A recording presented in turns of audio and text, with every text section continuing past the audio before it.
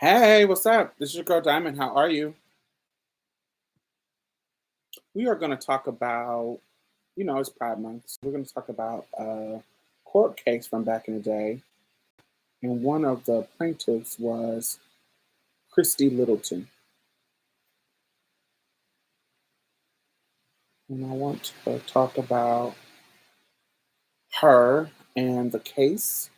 And just as I don't want to say a celebration, but just kind of like a educational thing that we can learn about some, you know, history, some LGBT history, particularly tea history.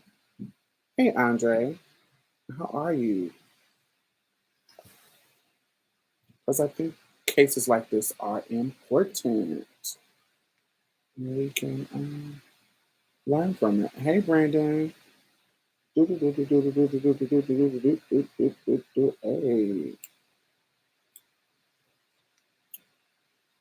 I have on my Matty Mouse Clarks, baby. Might have to throw some shoes at y'all if y'all in the wrong key, baby. Yes. These remind me of Matty Mouse Clark. I love him. Mm, mm, mm, mm, mm, mm, mm, mm. You brought the sunshine. You brought the sunshine. Have y'all pride started off really good? My pride has started off fire. Booked and busy, baby. Okay, happy healing. Okay, got her JJ this last month, honey, is healing and ready to get pounded, baby. Well, not maybe not so soon, but healing and on the way. She's a virgin again, baby. Unused kitty.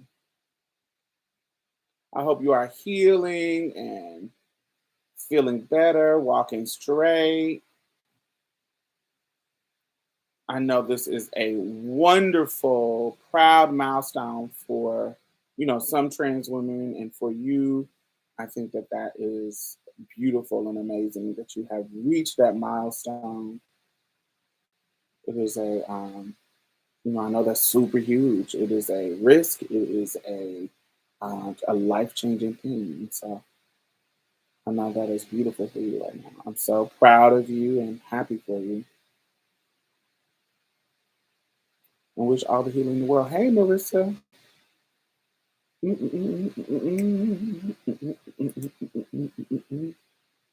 What have y'all been doing this week? We're gonna give you know, s- we chit chat for like the first 2 minutes to see whatever, give people a chance to come on in and see what's going on.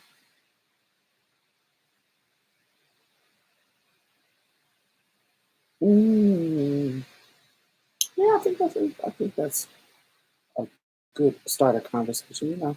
Everybody don't get sex changes. Everybody doesn't want them, but it is a big deal for people who do, and it is a big surgery. Ain't nobody doing that surgery unless they really, really, really, really, really want that surgery. That is a huge surgery. And so people who think that, trans folks are playing, ain't nobody going through that major healing process. Yeah, you live in a live in an area that covers it, right? That can get it covered. That's the blessings of living in liberal areas, baby. You can get your surge covered, honey.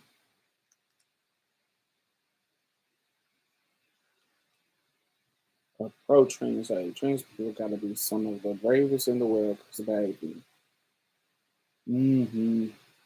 But I don't know. I'm always, particularly this conversation around pride. I never really like when people say that I'm brave. There's some moments when I feel like being trans is brave, but there's some. And this may be because, I relatively pass. It just don't always feel like it's a brave thing. Do you see what I'm saying? It doesn't always feel like it is.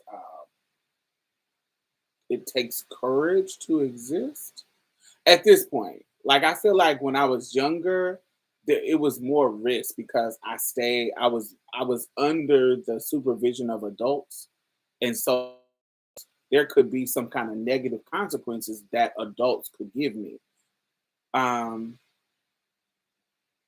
but I think so. There's elements and times when it's brave, but it's not always. It doesn't feel like it's a constant need for bravery, especially as I got older and got more control over my life and more. When I got more passable and more control, where I couldn't be fired, I didn't have to engage with people that could give me negative effects.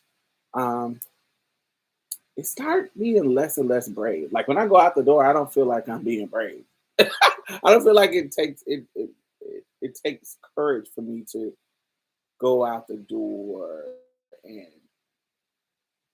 I don't know, it just doesn't feel brave. I don't feel like that's the right word. I There are moments, and y'all probably relate. There are or can understand in this. There are moments in your life where you have to say, I gotta be courageous right now. I gotta be brave. I gotta be bold. I can't let this fear in me stop me from doing what I need to do. If you stand up for somebody that you don't have to stand up, like when on stage and you gotta go speak, you gotta be courageous. When you are doing some type of adventure that you have to, like, there's a feeling that you have to get over. Like in my mind, there is a when you first tell somebody that, oh, I'm queer or I'm gay, there's a fear because fear is a natural emotion in our bodies. Um, there is a fear that comes, and you have to overcome it. So there's an actual feeling that I get in moments in my past where I have to be brave, where I have to say, um, I am doing something that I'm scared to do. I no longer have that feeling. I'm not scared to be trans. I'm not scared to present diamond. I'm not scared to say I'm trans. I'm not scared. The fear is gone. So that's why it doesn't feel like bravery. Does that make sense? And I feel like that fear has to be present for me to be brave. Does that make sense? I get it for my past situations, but not currently. There's not a, I don't, I just don't have the fear. Being the fear is not there. Um, I just don't, I just don't feel it. So it doesn't feel brave.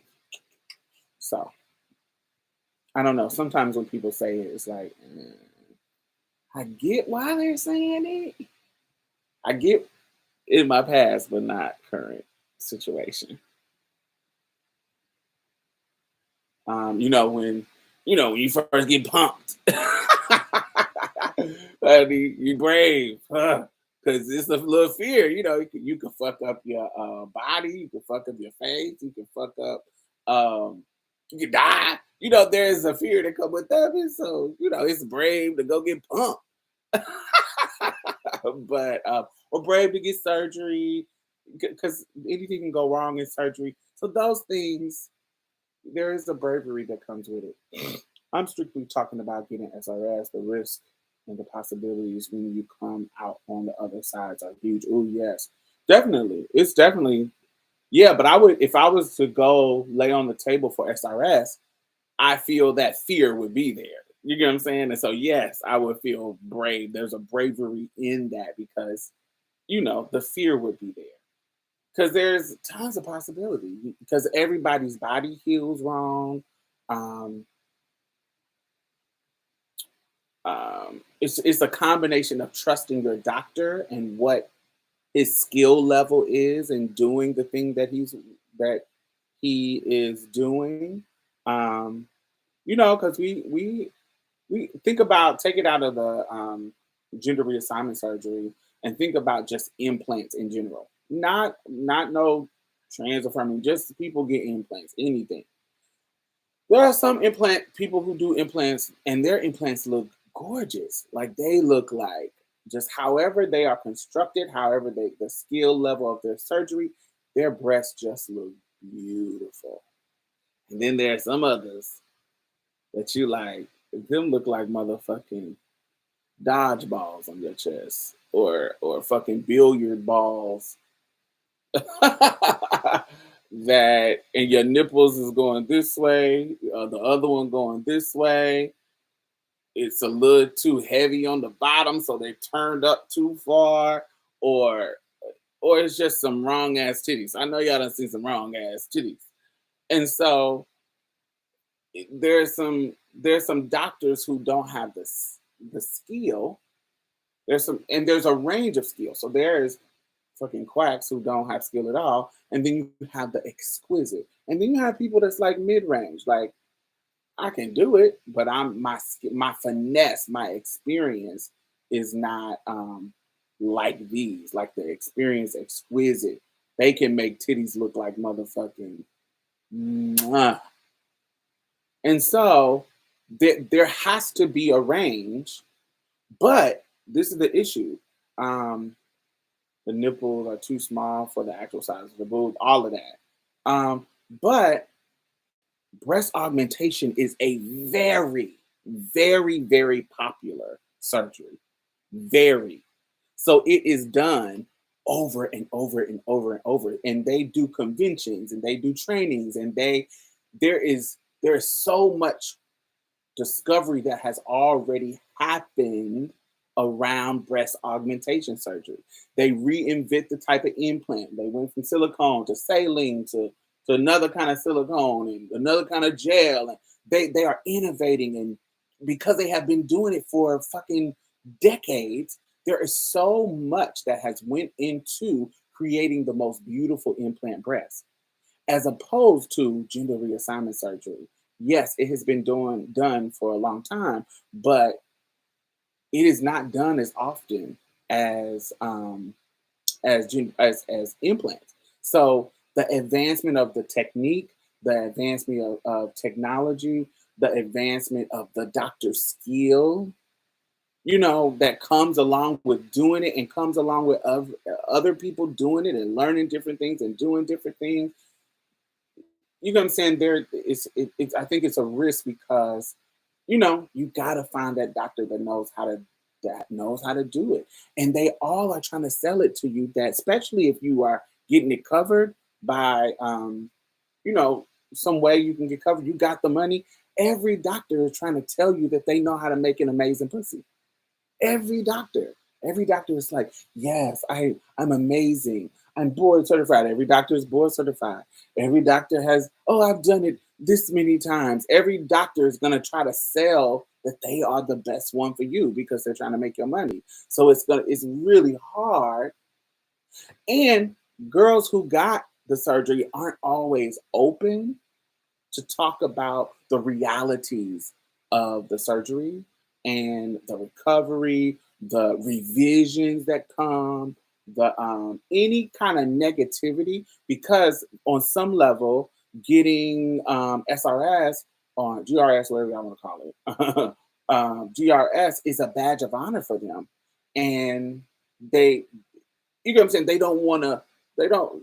This is a shiny badge of honor. I want to make this badge look as shiny, gold, and pristine as I want it, as I need it to be. I don't want to tell you all the bad stuff. Now there are some people who are real, some, but it's really, really rare. Like people, um, it's not just generally talked about. Um, I think it's not just generally talked about all the time. There are some you find some rare people that are like, oh, I'll tell you everything. Um, and then it's stuff that comes after. They might be open to talk about this part of it, but not open to talk about this part of it. And so it's hard to tell. Unlike implants, you got these before and afters. You got multiple things that you can really see what this doctor's skill level is, but it's not always like that with SRS. Hey, hey Ty. I'm scared to go to surgery that covered by health insurance. I always hear horror stories saying, um, very true. I think that's why I'm so open about it. Mm. But yeah, it's so it is a risk. It is so my point in saying all that is that it is a risk. And so somebody doing it, they are serious about it's just super important and it is a very, very serious surgery. Healthcare in general and marginalized communities are a 50-50 situation anyway, at least in my experience. Yeah, you gotta have it's not always great healthcare. Oh. All right, we got 15 minutes and thing. But yes, congratulations, Kay, on your surge. All right, so I wanted to talk about the case Littleton versus Prong. That is Littleton spelled little Ton, Littleton versus Prong, Prangge. So Littleton, her name is Christy Littleton. She is a Latinx trans woman, and she is from San Antonio. She's a native of San Antonio, and she was born Christus. She is Christy. When she transitioned, her last name was Cavazzo, but she got married to Mark Littleton, and she transitioned in the 70s. And she was a part of this university program sponsored gender program. Now, they don't have a lot of these around anymore, but in the early days of transness, this was a new frontier of people experimenting with things. And um, if you listen to the video of with called the tribe, I used to do a series. I didn't really get too deep into the series, but I did a series called The Tribe where I was introducing y'all to it's basically I transferred into March's Plate now. But back in the day, I had started a video series called The Tribe. And one of those people was Tracy Jada O'Brien. And in that interview, she talked about how there was like these makeshift doctors. They were legit doctors, but they were just experimenting. Like there in the beginning of surgeries, there is a especially a new frontier of surgery, there is a level of experimentation. When we think about um, Edie, the person who was inspired Danish girl, when we think about her experience with the sex change surgery overseas, the complications that old school girls would have because of the surgery, when people were just getting into it. Because if you remember, they started it in the 30s, 40s, 50s. This was the early stages of transition, and the sex changes were not up to par. they were, they were in their infancy, and so they weren't necessarily pretty. They weren't necessarily cosmetically refined as they are today. They are literally refined beautifully today. Um, but this was the early stages. So when you get to the 70s, no, you're not way back in the 30s, but you're not in the 2022s. And so how the surgeries were going, sometimes people would have botched jobs. They would have botched jobs, and Tracy O'Brien was talking to us about that on the on the on her interview. And so Christy Littleton, she was a part of so they had these programs, and if you watched Finding Agnes, there that it's a drama series, docu series. I don't know. I can't really explain it, but it's a drama, but a series like a documentary series. documentary drama. Like, I don't know what it's called, where it's part of it is acted, dramatized, and part of it is real, like in real interviews.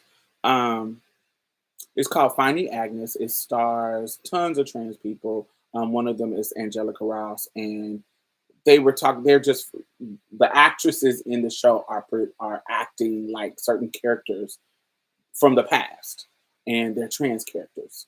And one of them was in a program at UCLA of these gender programs at the universities, because the universities have these gender programs where they were, experimenting and experimenting with pills, experimenting with, psychological evaluations, experimenting with surgeries, and so on and so on and so on. So Christy Littleton was a part of university sponsored gender program.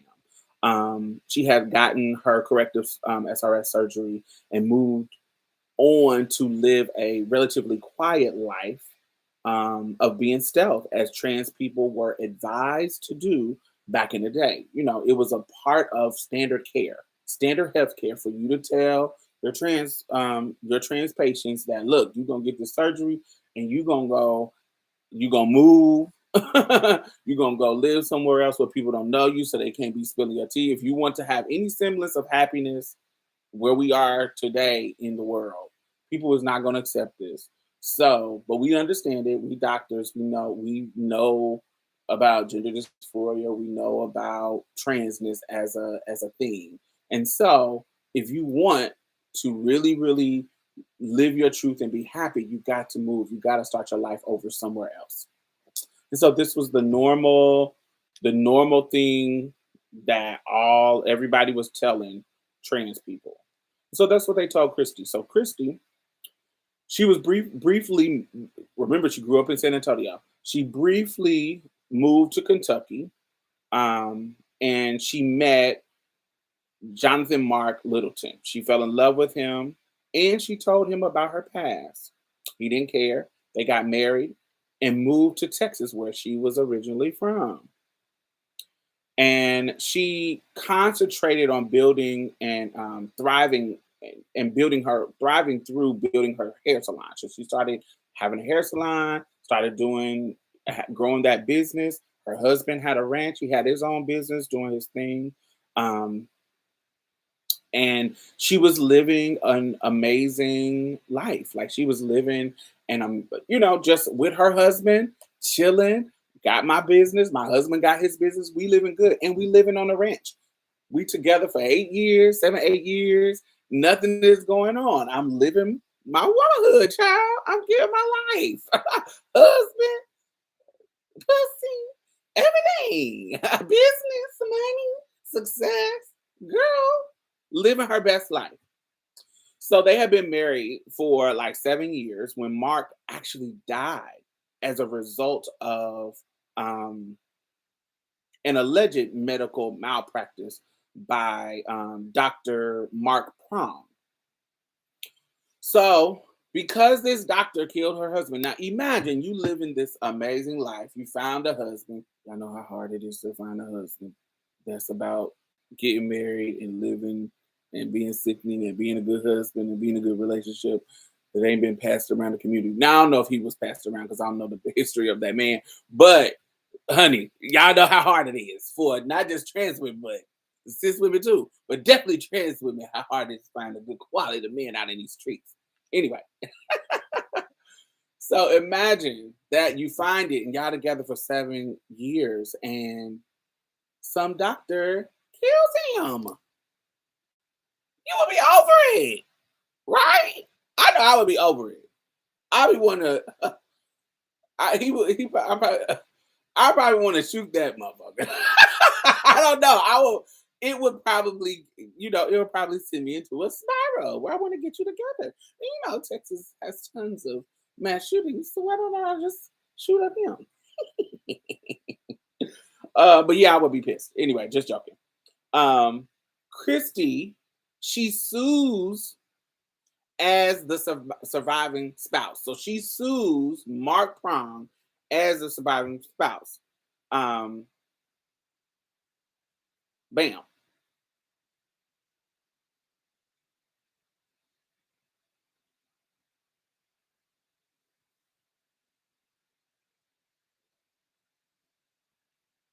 One second.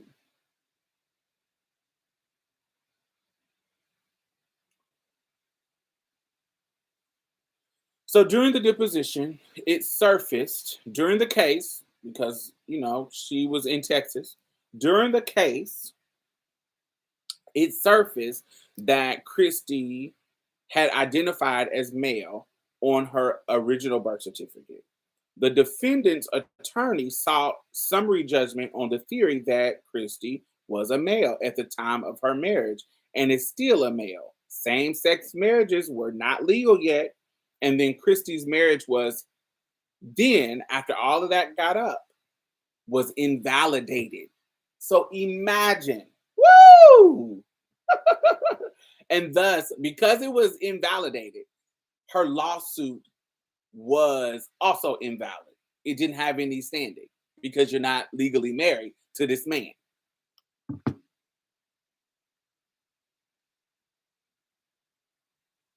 I want y'all to imagine that. You go through the trials and tribulations of whatever the loopholes, whatever the hoops and hurdles to get into this gender affirming university program to become the woman that you want to be. Okay, because those programs was exclusive. Not necessarily the rich people, but it wasn't, they just wasn't just all around. So you get into this university based gender program. So that is luck. Then you have the surgery. You go through the hurdle of getting the surgery, going through the healing, going through the process. You go through the dating scene to find somebody who is willing to date a woman who cannot bear them children, who is willing to, just marry you and be with you and da da da da da, go through that process. You find one. You go through the fear of having to tell him your tea in hopes that he accepts it and da da da da, and boom, he accepts it and marries you. You go through the process of moving all the way from Kentucky to San Antonio, and y'all are just living y'all life, y'all best life.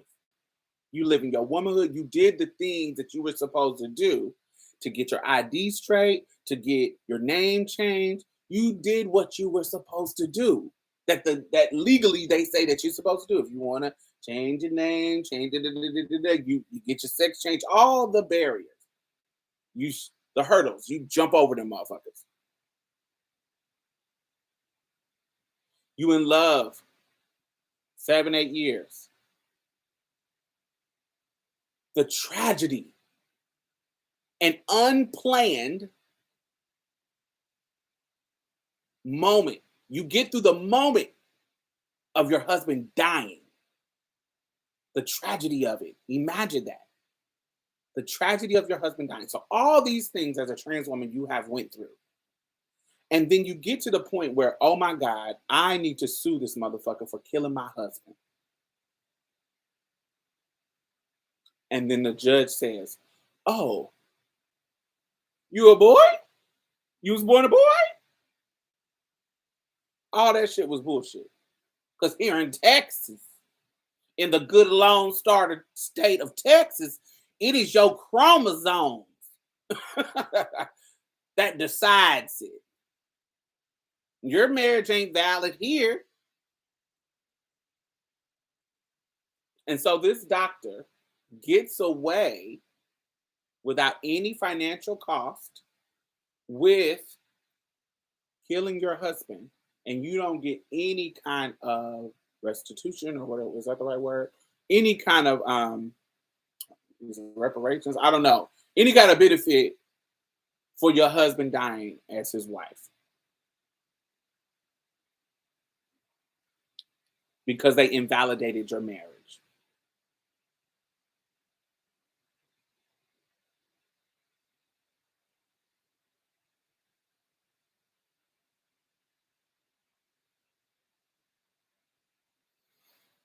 So they used DOMA to invalidate her marriage. even though DOMA was not in effect when they got married. In addition, the Justice Phil Hardbearer tried to use chromosomes to define as the defining factor without even knowing Christy Littleton's chromosome. So imagine this. Now, this is another thing. So we've talked about this before, and I hope y'all know. I know that the transphobes and your eighth grade biology teacher told you that it's either XX or XY. I know they told you that. And the reason why they told you that is that's a very simplified, young, low level understanding, basic understanding of biology.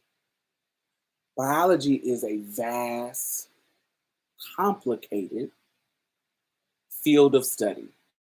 And so to get a sixth grader, a seventh grader, an eighth grader to understand the basics of reproductive biology, there is a need to simplify it down to your father, your mama only can give you X with her eggs. Your father has to give you either a Y or an X. And if he gives an X, it's going to be a girl. If he gives a Y, it's going to be a boy. That black and white nature is a very, very simple way to explain biology. I totally understand why it needs to be that simple for a 6, 7, 8-year-old. But when you get a little bit older, when you get a little bit more higher in education, and some people don't even get there, because higher education is a privilege.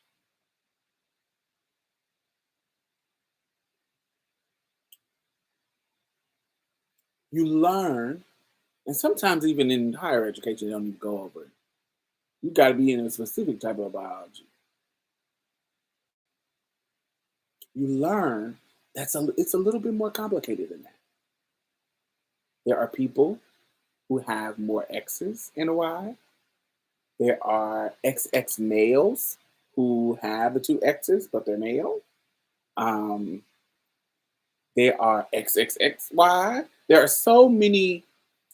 When you talk about the individual ways to be, those individual ways can be rare, but if you combine all the rares together, the rare chromosomes abnormalities that can happen, it's not actually rare. And actually, XXY males who have an extra X chromosome, the frequency of them is between 500 and 1,000 births. So I want you to imagine that. So out of the billion of people on this earth, just the males, every 500 to 1,000. So let's do the higher one. So every 1,000. You know, when you get to 500, it's lower, but let's do the 1,000. So out of the billion males, the tons of males that's on this earth, every 5,000 has an extra X chromosome that we haven't studied, that we haven't done research on how that affects their brain, how that affects their body, how that affects them as a male to have an extra X chromosome.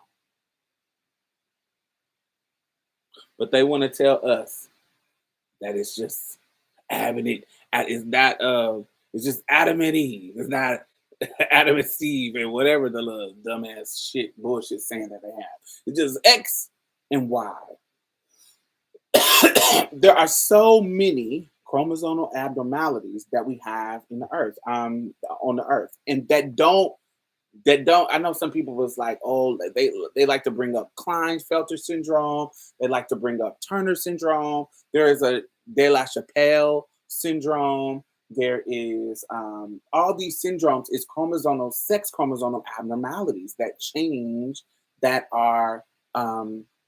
change how you are, but they also don't always manifest in some type of, because some of them manifest in like some retardation or some other problems that when they come about, but some of them don't. Some of them are very, very mild.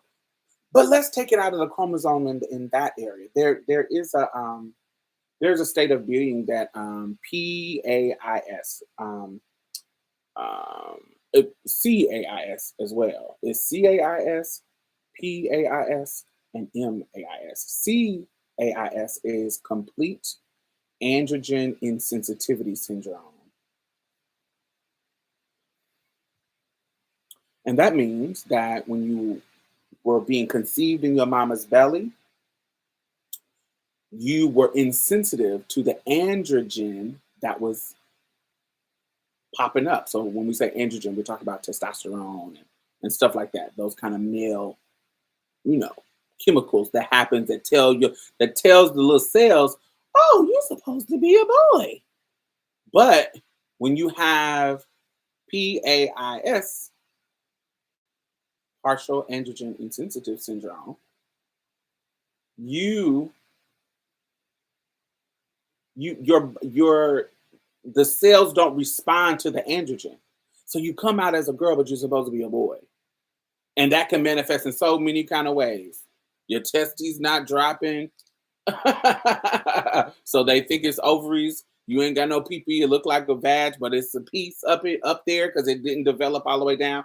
And there's different, like I said, there's different ones. There's complete androgen insensitive syndrome. There is mild androgen insensitive syndrome, and there is partial.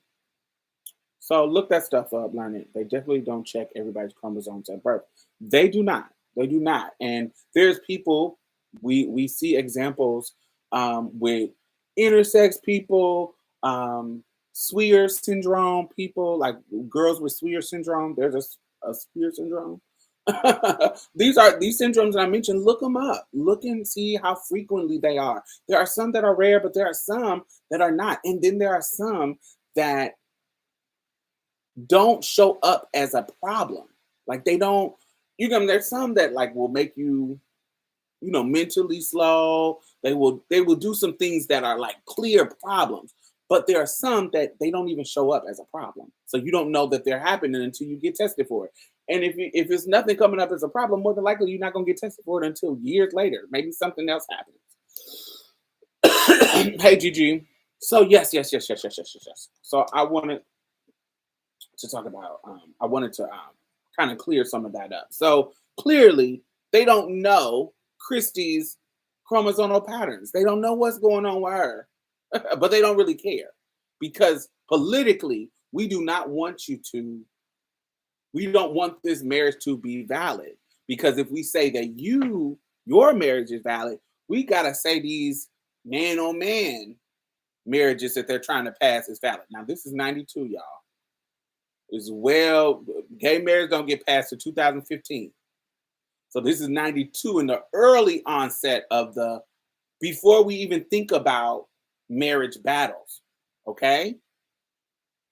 Which is also, I want y'all to talk, if y'all ever have this conversation with people, really understand that this is trans erasure from history. Like this is a marriage case, but nobody was talking about the trans battles, and I talked about it a couple of episodes ago, where I talked about Lucy Hicks Anderson and how she they were trying to arrest her for all kinds of bullshit, and the only thing they arrested her for and gave her some time for was perjury. And this is back in the 30s, and she got perjured because they said she lied about her marriage, because once they found out that she was a boy, you can't be married to another boy. So that is a marriage rights case. She is bucking up against the system. This is a pioneer. This is a case that is saying that my marriage is valid, and the law is saying that it is not. And here we go with Christy Littleton in Littleton versus Prong, where they are invalidating her marriage and her lawsuit for her husband, but literally invalidating her lawsuit because they invalidated her marriage. You cannot sue me if you're not married to this man. And so this is a marriage rights case. early example of them. And so when you hear these stories, and when we start hearing the organizations who were fighting for marriage cases, they wanted to prop up gay male couples and lesbian couples, because the strategy was, let me follow a camera around these gay couples who've been together for years, and love wins, and show we love is love, and we love just like you. We're normal. Look at us eating breakfast on the table in our home. We've been together for this long, and y'all know what I'm talking about. That was the story. That was the narrative. That was the strategy that they were using to convince the country that this type of love is normal, which we know. As queer people, we know that this is normal. But sometimes, and we know this as Black people, if you Black, you know this as Black people. When you don't have the power, sometimes you gotta, Frederick Douglass did this. You have to show them that you can be like them in order to get their respect. When we think about Phyllis Whitley, with the poet, the slave girl that became a poet, and they were like, "Oh my God, she's a poet, a Negro girl writing poetry." Oh, because the narrative was they were dumb and stupid, totally ignoring the idea that y'all legally weren't letting them read. Y'all literally were not teaching them anything but fucking picking cotton and other skills to utilize, like blacksmithing and so and so, other agricultural skills too.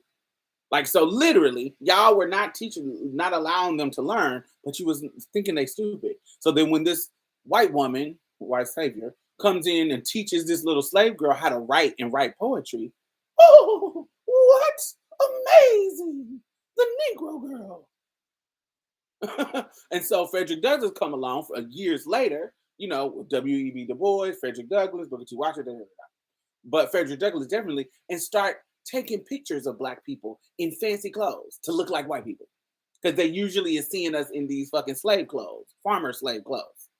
And so we need to show y'all that we are just like y'all. I need to speak to y'all with so much eloquence. I need to make sure what I'm writing and what I'm saying has so much eloquence and education behind it to show you that I am just like y'all. I am a man. I am just like you. We are who we are.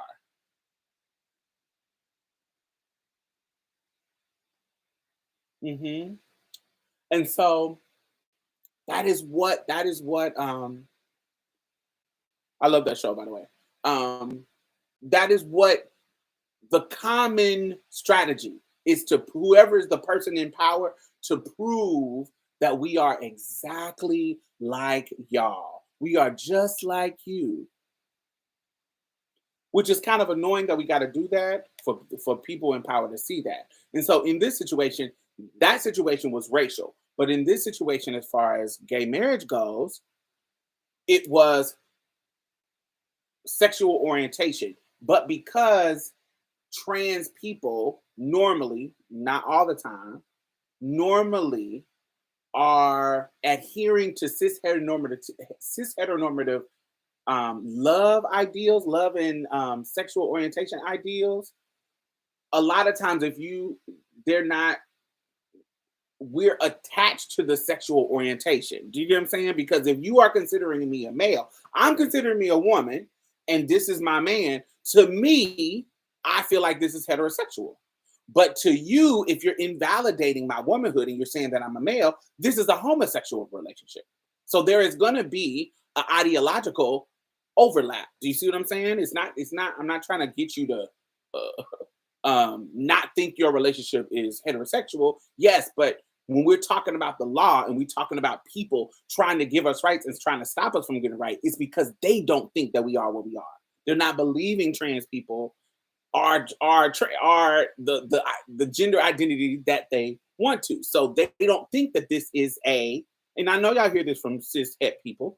They don't think that this is a because they're too ignorant and don't know the difference between sexual orientation and gender identity, they think that this is a sexual orientation thing, right? So that is what they're battling. And so if they're not respecting your identity, then you are a male and this is a male and y'all are in a homosexual thing. And no, it's not good.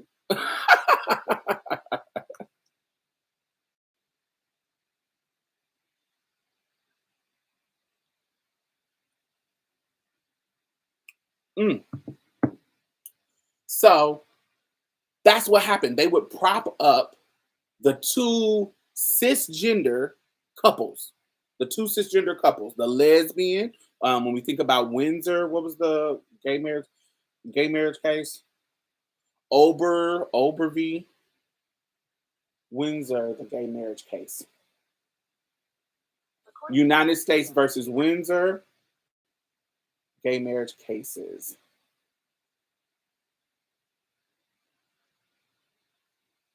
I know Windsor. There's one that starts with a weird name that starts with a O. Ogleby or Lawrence versus Texas. I forgot that one. What's the Ogleby one? Hollingsworth versus Perry. Yes, I said it wrong. I said Ogleby. What's Ogleby? Oh, that's from the Parkers and Monique. I don't know how to say this shit. Obergfeld Obergfeld versus Hodges in 2015. I don't know how to say that. I knew it was an O, but Oberfeld. Those cases are the key cases that led us to gay marriage. And these were example of cisgender one. These are the ones that they stood behind and rallied behind. But they weren't coming to rally trans women's stories like Christy Littleton. They were not.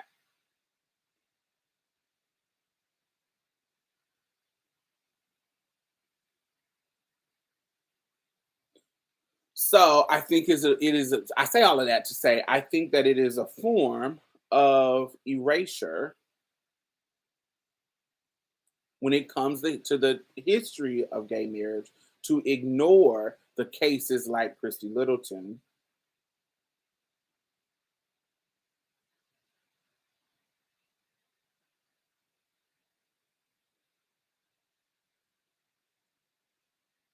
To ignore the cases like Christy Littleton. Well, trying to get back to my notes. To ignore the cases like Christy Littleton. In addition, it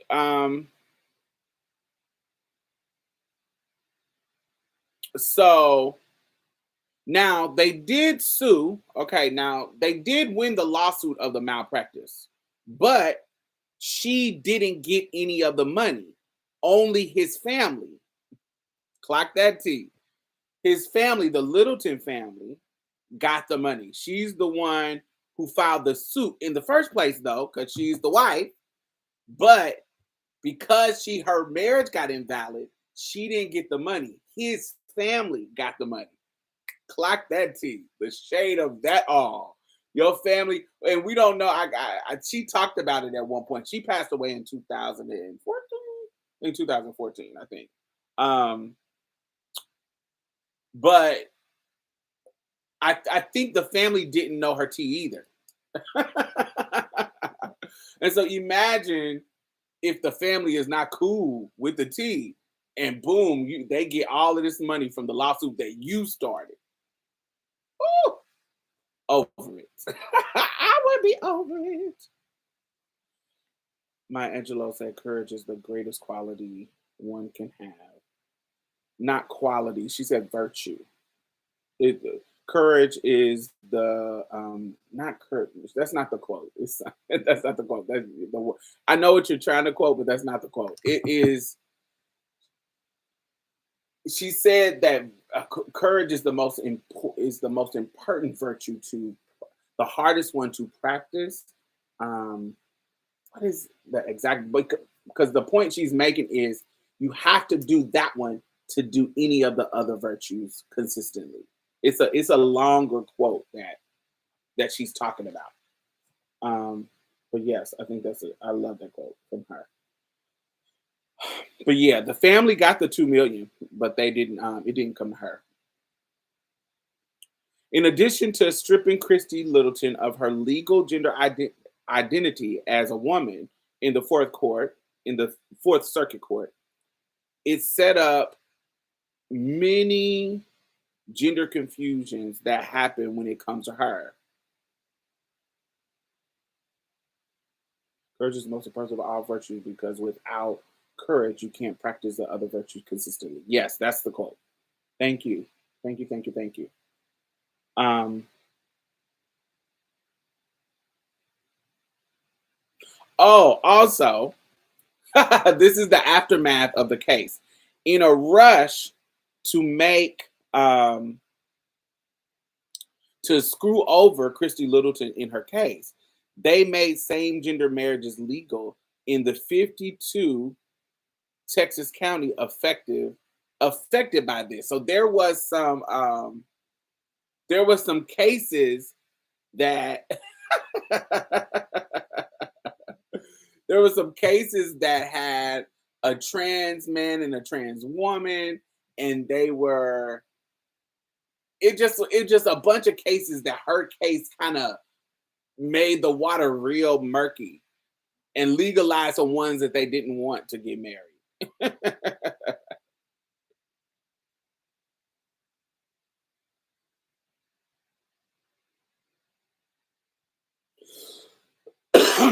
Mm.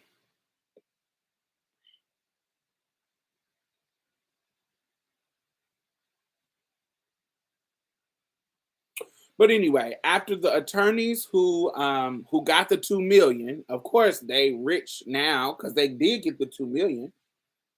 After that, they got their money, so they didn't want to continue the case with Christy Littleton. Okay, they didn't want her original lawyers because even though she didn't get awarded any of the money, of course they the lawyers, so the family who does get the money, they still get their percentage of 2 million, which is a cute little coin.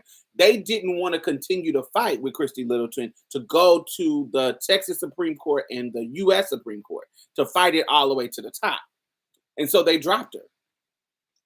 But luckily, there was a groundbreaking, pioneering transgender attorney here in Texas by the name of Phyllis Fry and Allison Meiselman.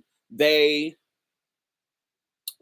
took the case. They tried to get the case reversed in 2000, but at the time it was an all Republican Supreme Court, and they denied it. They denied the hearing, and when they went past them and went to the U.S. Supreme Court in October of 2000, they denied it as well. So they wouldn't even hear the case. But Christy Littleton, over time, rebounded. She still had her salon.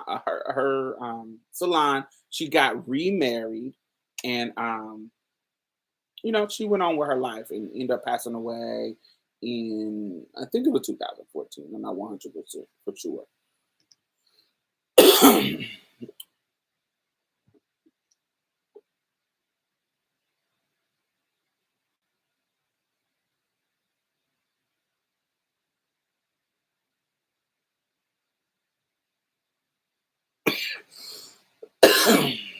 What is my water? One second, let me get some water because my throat dry as hell.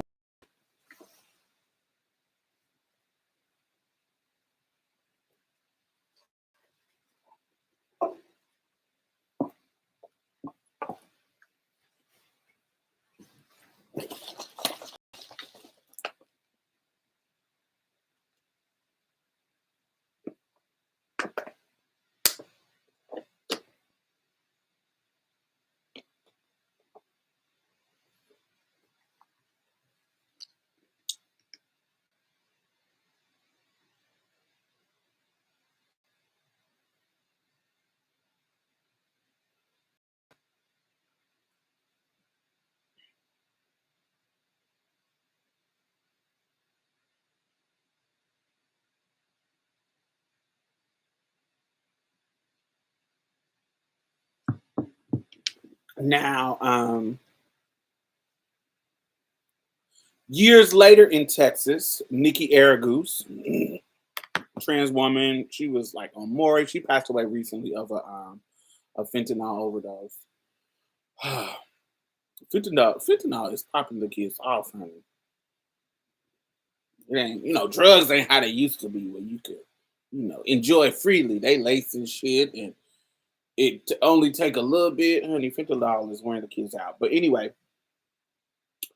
her husband, Nikki Aragoose's husband, died of a fire because he was a firefighter. Um, After she controlled her husband's estate, and it was awarded to Aragoose, his his mother and sister filed a lawsuit contending that the couple's marriage was illegal under the state law because they had hired the ex-wife his baby mama had hired a private investigator and found out Nikki Aragoose's tea. Shady ass this woman.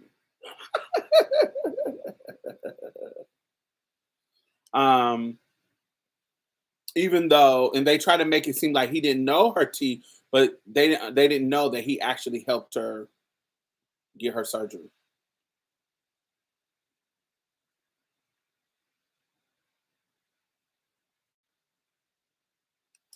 But because of the precedent of the Littleton case, it tried to be used against Nikki Aragoose, but we were in a new time. This was back in the 90s. We're in the 2012s. I think this is 2012. 2000, yeah, 12, 13, 14, those eras. So we have come a long way. Gay marriage is about to be legal in the next coming years. And so that's some digging they did. Yes, they did. Ain't that crazy? Um, and what's crazy is Nikki was running for mayor in Wharton, Texas, and was winning, and her tea got spilled. So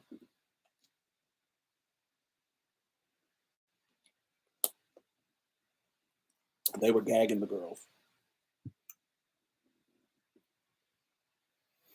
But Nikki eventually won her case because the times had changed and she was, you get what I'm saying? She was on the right side of history, unlike Christy Littleton, it was just too early for what she was trying to do, in the same way that it was too early for the black trans woman, Lucy and Hicks Anderson.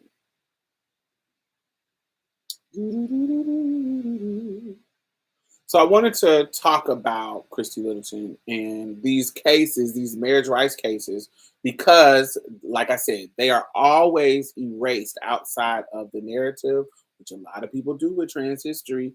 Until recently, we're trying to be more accountable, but for a very long time, we were erased out of some of the narrative. And so for Pride, I wanted to kind of share this case with y'all so y'all know it. If you are listening, make sure you thumbs up if you haven't just yet. But yes, I wanted to share this case so that y'all can know that these are cases that laid the foundation for some of the history of gay marriage rights getting passed. So when we talk about Pride, we want to make sure that we don't erase and do a kind of cisgender centered history when we talk about some of the history. And so I wanted to talk about Christy Littleton. And yeah, that's all I have for y'all today. What do y'all want to talk about? I haven't talked about Monique. I haven't talked about Pride in general. I talked about Pride on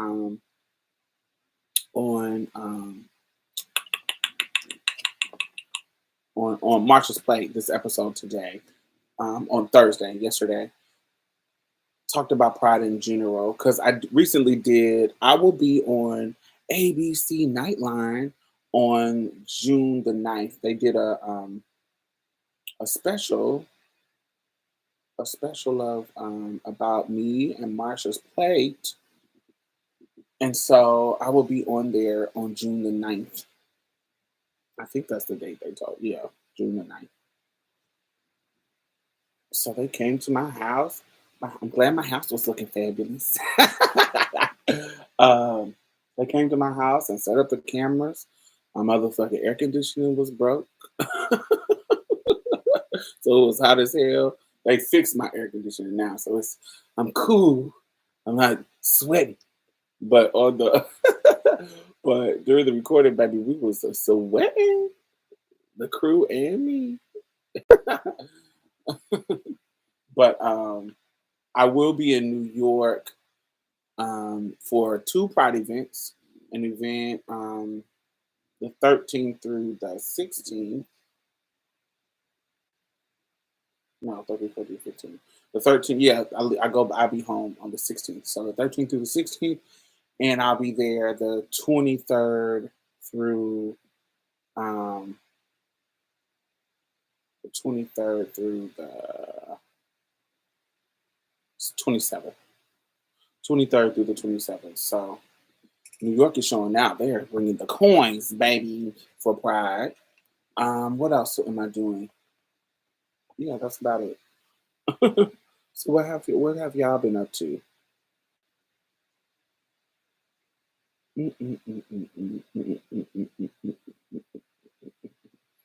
How was y'all Memorial Day? I didn't really get to do shit for Memorial Day weekend because they did the recording on the weekend, and I had planned to do some cooking. I had planned to do a lot of stuff, but I did go to Miss US of A pageant in Dallas. They have that every year during Memorial Day, and got to see one of the biggest pageants in the country.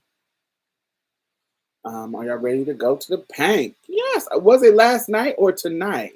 I thought it was it. I thought it was on last night.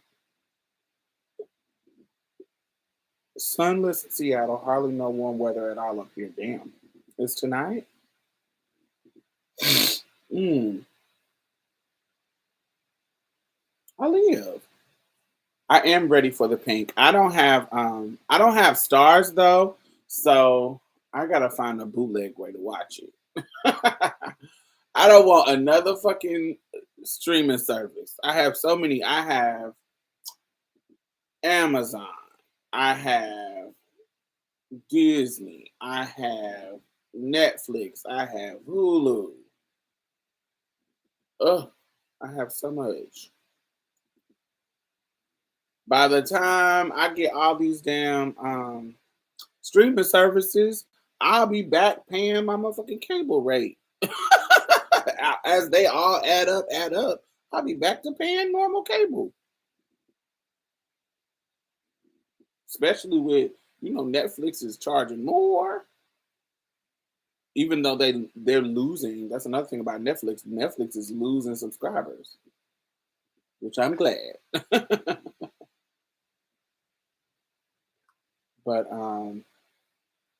yeah, all of mine pretty much add up to cable. I just added Paramount Plus. Paramount comes with something else. There's something that I get Paramount with. It's either Amazon Prime. I know my HBO comes with my Amazon Prime. So I think I got a little special with Amazon Prime when I added Amazon. I'll get Amazon, HBO, and Paramount. So all of those come out of my Amazon. Um,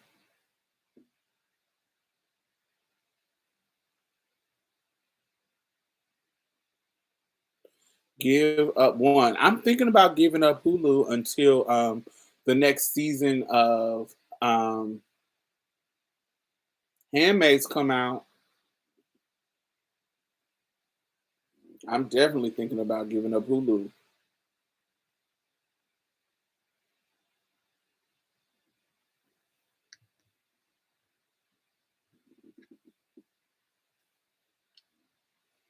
Yeah, I love Handmaids too. I'm definitely thinking about getting because I don't really use Hulu. I do only time I use Hulu is when I need to watch live TV. Like if I want to watch the Grammys or watch the Oscars or watch, something like MTV Movie Awards, I have to do Hulu because I don't because I like to engage with events like that online. Like I love being on Twitter. I love being on Twitter when something live is happening. So we like when the verses are on, baby. Twitter be popping during the verses.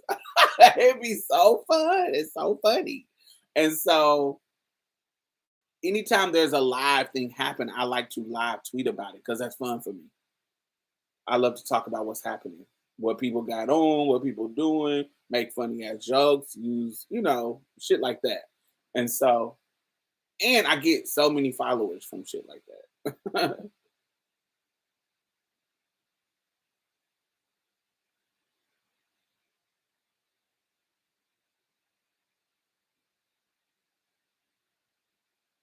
I just subscribed after the series had been released and then binge it. Yeah, that's what I'm gonna start doing. I just hate the process of going through the unsubscription and all that shit. Have you watched the new Wonder Years? I didn't like the old Wonder Years, so I don't understand this one. I cancel what I don't watch that month. Switch them out. It's on Hulu Live. Yeah, I didn't watch the old Wonder Years. I never got into that. I never got into Wonder Years. I didn't like it. The new one is Black and Good. I wonder if Serena is going to be dumb or just try to go back or be smart and stay in Canada. Brandon, you know what? I want Serena to take her position that she should have been. I want Serena to take her position. I want her to go back to Gilead and shake up the men in that conservative place. Not shake it up into like to be unconservative. I want her to go and become the leader, to become the conservative female anti-feminist leader that she is. That is what so this is to me, we gonna turn into a handmaid's tale. To me, Serena is the perfect um character of white um conservative women. She is I want her to be the villain. We have had we have had what's his name? Fred. We have had Fred positioned as the villain, right? But we don't understand that Serena is the mastermind. She's the one who wrote the book. She's the one who laid the foundation. They play like the weak one. They play like, oh, I'm and then there are moments where they have to be the weak one, like when she got her finger cut off and da da da da da. But you got the brain and intuition to make this work. You are just as powerful as these men, but you are toxic masculinity embodied in a woman. That is what you are. Like you put yourself in a position like you subservient under the men, but you are just as powerful as them. Look at all the things that she was able to push Fred to do. Rules they were able to push. She was push him to bend. Do you see what I'm saying? I want Serena to go back to Gilead and become the villain. I don't want Serena to be. She started to be when she gave Nicole to June. Yeah, when she gave Nicole to June, you started to feel sorry. You started to see Serena as a like a redemptive quality of Serena. But that's not redemptive. Serena got her motherfucking uterus blown out. So she can't have babies. So protecting this child that she has created an attachment to, that don't have shit to do with her uprooting these fucked up ideologies that she has created. That's her being selfish and wanting this child to survive and not be in this ugly world that she has created. That's not her uprooting those ideologies at all. She still believes in that bullshit. And what I want her to do, because we have shifted her into this humanized, like redemptive quality. I want her to shift now that Fred is dead and he can. We want to demonize the men because they're fucking that. They are demons, but I want her to be the villain. I want her to go and I want her and Auntie Lydia to become the villains over on this side. I want them to be the head honchos over here. Like the commanders are, I want her to shake the rules of commandership up. That's what I want. I want her to become the Hitler of Gilead. I want her to be the villain. When was she not the villain? When they tried to shift what you think about Serena. They tried to do when she gave her Nicole. When she turned Fred in, they're trying to shift her character to be good. Like she's really good on the inside. Look, she just needed to come to the light. I don't want that. When she turned Fred in, and when she gave Nicole June to take back to Canada to save the baby, those were acts of her going against Gilead. That's when they were trying to make her not the villain. She turned, and they wouldn't have got Fred if she hadn't turned him in. She wouldn't have got Nicole out if she hadn't turned if Serena hadn't let her get Nicole out. But it gives her a redemptive quality. I want her to go back to Gilead and be Fred, be a commander. I want her to on a whatever the rules of power over here is. I want her to shake it up. I want her to show that this is really bullshit. I want her to go over here and say, because that will be ultimately undermining, to let you know that this is really able to be shook up. And that's a point to me of the whole story. I need her to be the villain over here. I want white conservatives to look like the villain. They are making the men look like the villain. I don't like that. Like it's just them. And while they are, I need y'all to show her. Y'all are trying to give her a redemptive arc. No, I want her to be the villain.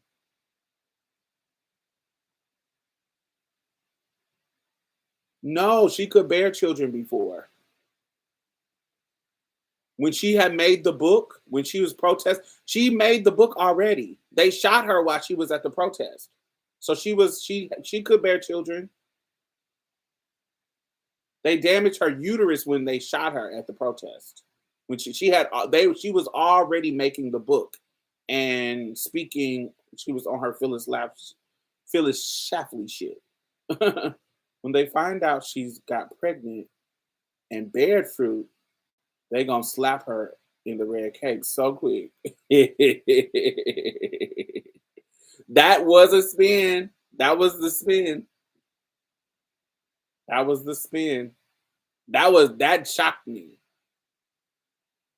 That shocked me when she said when she was pregnant. Woo! I said, "Oh, she really pregnant." Now what you gonna do? Get in this red cape, bitch. Get out of that green.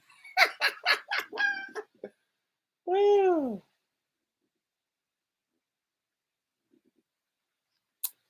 Yeah, that's wild. That's what I want. I want her to go back to Gilead and shake it up. Just for the story. I want her to shake up. I want her and Lydia to shake up the commanders. That scene with Lydia in front of the commanders talking about June and what's the girl with the sliced up eye? Janine. When she was in front of the commanders talking about Janine and June getting away from her, and they were talking shit, and Lydia was looking at them like, you weak, and she couldn't say it, but you can see it. And that's why I love actors. I love amazing. And this cast is a cast of amazing actors. But you can see it in Aunt Lydia when Aunt Lydia was trying to get them to understand.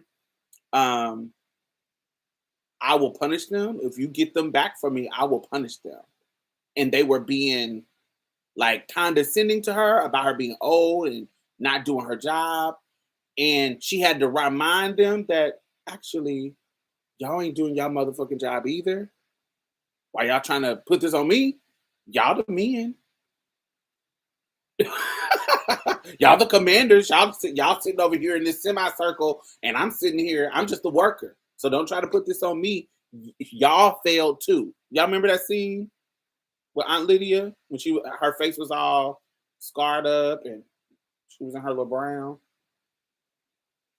I want Aunt Lydia and Serena to be the villains, especially Serena. I want her to get them back for cutting off her finger. Now that Fred is dead, and she ain't got to worry about keeping his power. I want her to get all them niggas back for cutting off her finger. I still want her to be a villain because I love villains. That's why when I watch Game of Thrones, I love Cersei.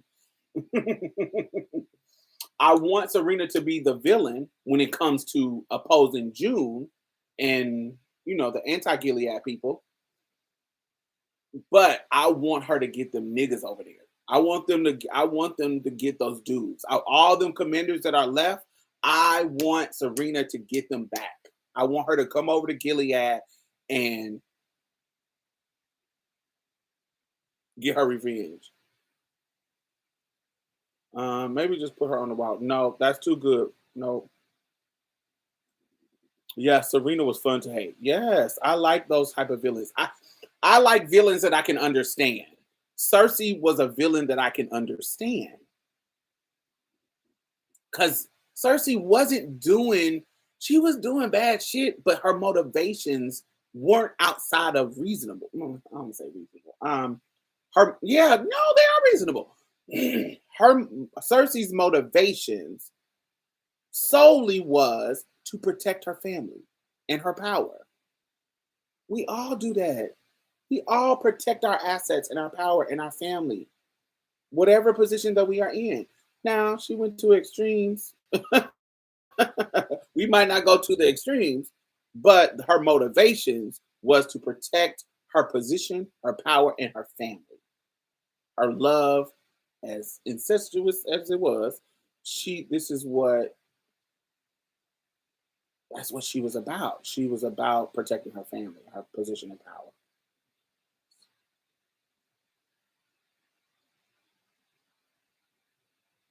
Cersei didn't become unreasonable until she was the very end when she had no children left. Oh, I hated her fucking stupid ass son. I hated the young son more than I hated Joffrey. At least Joffrey was authentically himself. This little, and I, how much? I don't know if I say that. Let me see. How do I put this? I don't want to be on the receiving end of Joffrey's fucking negativity, but I like people like Joffrey more than I like people like Tommen.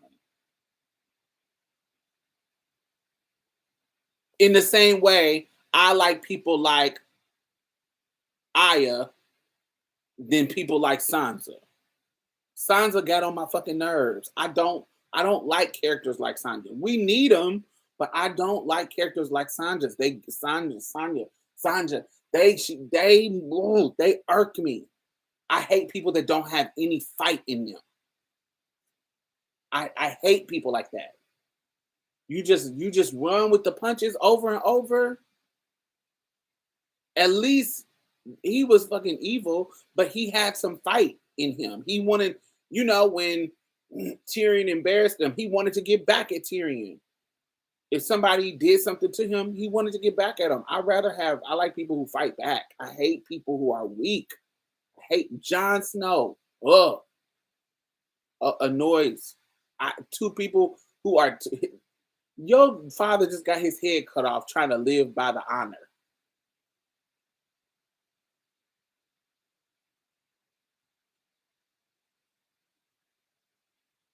Sansa got strong towards the end. And that's when I started liking her. I started liking her when she got Littlefinger together.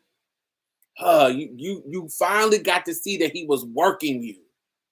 It was so obvious to me. You cannot trust Littlefinger. When she was in the fucking veil, lying and crying for him, I was like, you dumb bitch.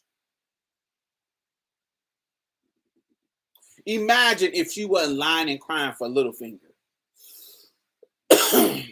She could have. The veil would have took her back to Winterfell, and she wouldn't have got raped at all by Ramsay.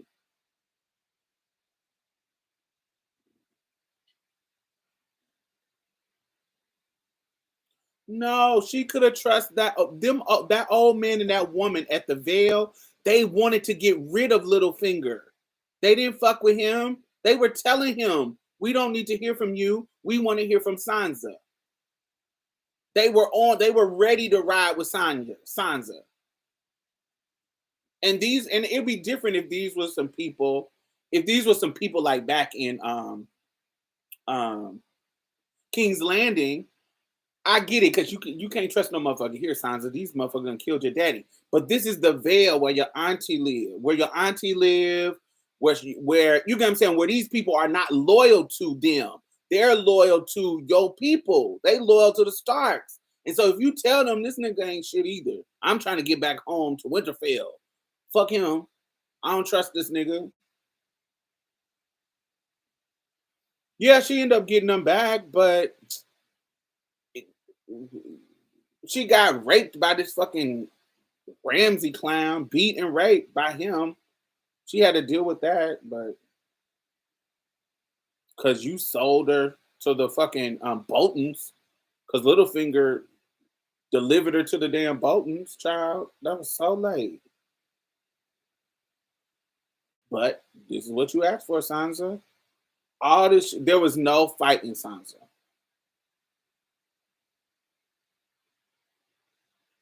No, I'm not talking about Auntie. I'm talking about when Littlefinger threw Auntie in the moon door, and those people who didn't like Littlefinger, the old man, the old woman, the council was ready to ride for Sansa. Is this nigga right? Is this nigga right? Like, yo, don't think you can't tell us the truth.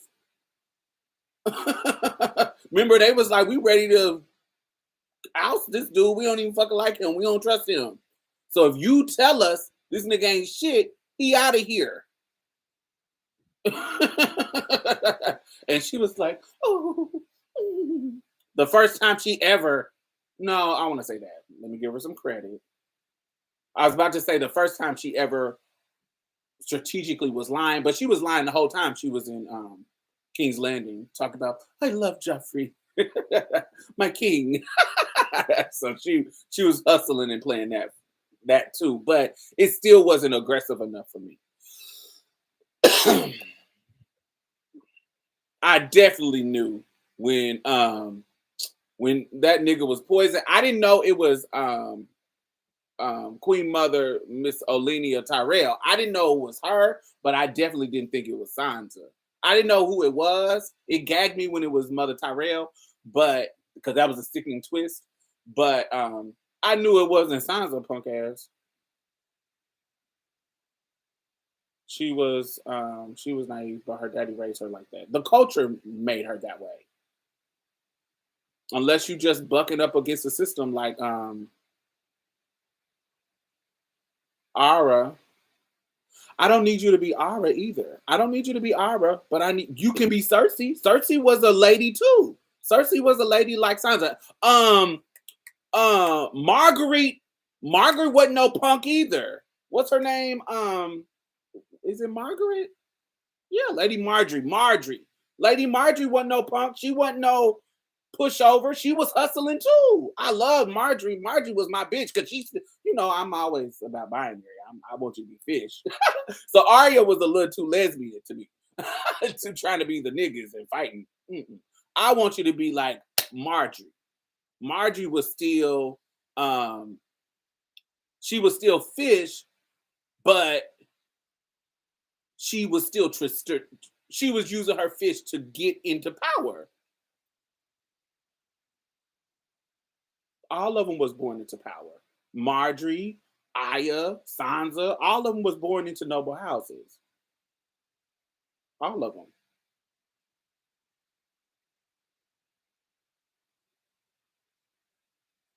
Lady Terrell was that bitch. Reads for everyone. Everyone, baby. She didn't come on the screen without reading people. Baby, my favorite part was what was the one that she was? Who did she really read?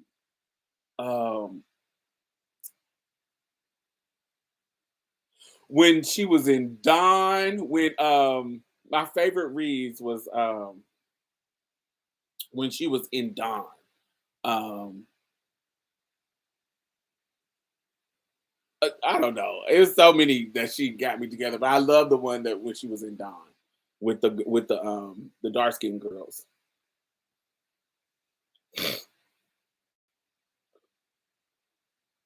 Majory's family were the richest. Yeah, they had the coins. The Starks went hunting. They did have the coins, but they had their own, you know what I'm saying? Starks was the family of the North, honey. They were the family of the North, baby.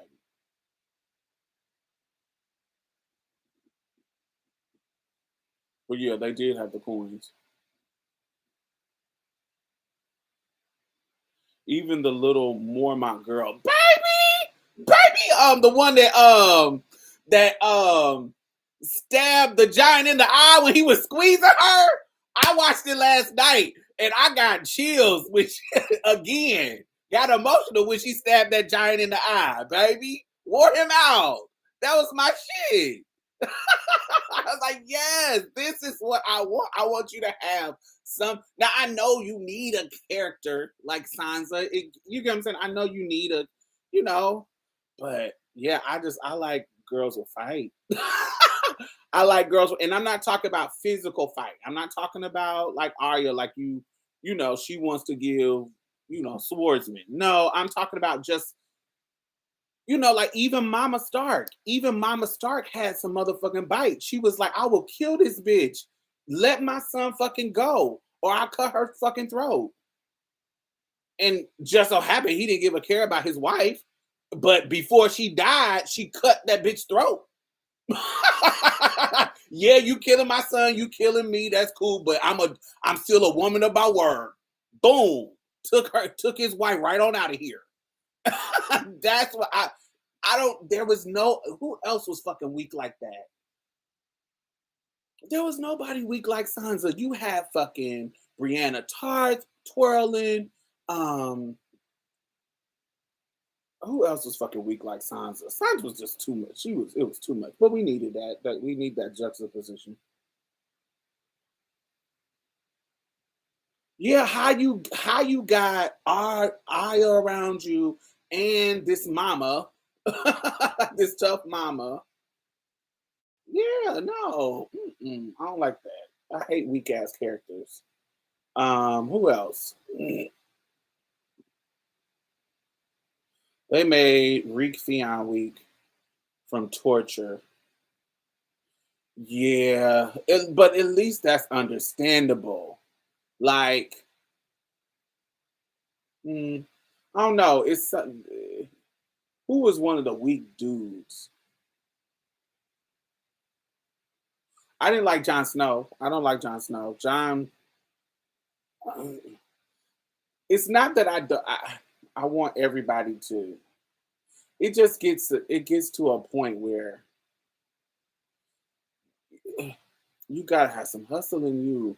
You can't all. There is some times when who's the young wolf, Rob Stark. Honey, I found this other woman that I like, and I made I and yeah it cost him in the end. So I'm not saying it's gonna always work out for you, but I'm still like this. Rob Stark. I fell in love with a woman that I liked, and I want to marry her. I'm a man in the world. I'm not a woman like everybody else. Like the women in the world, they got to marry who we marry them to. But I'm a man in the world. I'm the king of the north. I marry who the fuck I want, and I love this woman. Yeah, I told you I was gonna marry your little ugly little daughters, Frey. But nah, I'm just gonna come to you like a man and say nah. Now it didn't work out for him. It didn't work out. I don't want to say like it's always work out for you, but he made his decision. Jon Snow being loyal to a default, or I don't know. I don't like motherfuckers like that because I feel like they get fucked over.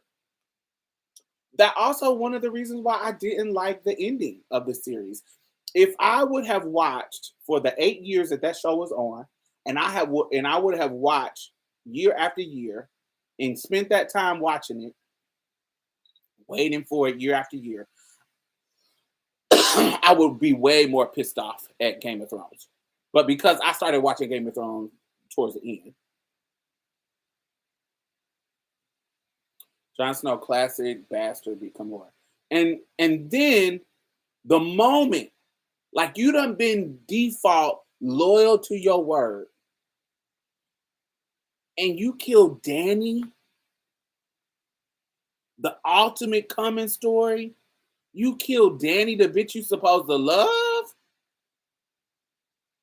You kill Danny when y'all really could have ruled together.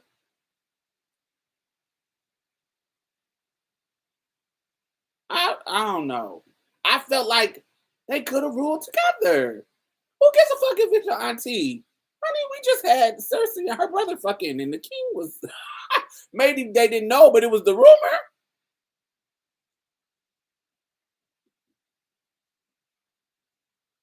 I didn't understand I didn't understand his ending shit. I know they tried to make me believe they tried to make us believe that, oh, she did this horrible thing and blazed up the city, and so um and so you know she's not the best leader and blah blah blah blah blah. But now you ain't got neither one of y'all, cause Grey Worm ain't gonna let you make it. Now you done killed her, and they done took over the place. You ain't about to be the king, Jon Snow. You about to take? They sent your ass right back to Night's Watch. Go clean up out. Go rebuild that wall that they just that the dead just done tore down. They sent John ass back. So you killed this girl because you didn't want to keep the secret, and y'all could have ruled together.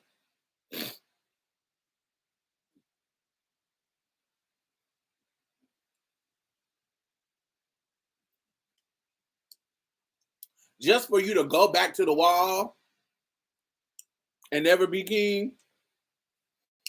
Tyrion and Varys, all of them was trying to make it seem like you was going to be the best option because you were so honest. No, she was his auntie. She wasn't his She wasn't his brother and sister. She was his auntie. She was his nephew. And he was her nephew. It's her brother who fathered him.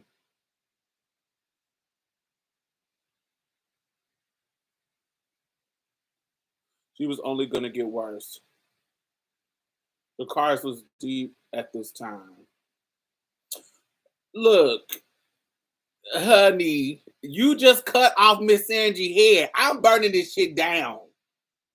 You just cut off Misandry's head in my face. I'm burning this shit down.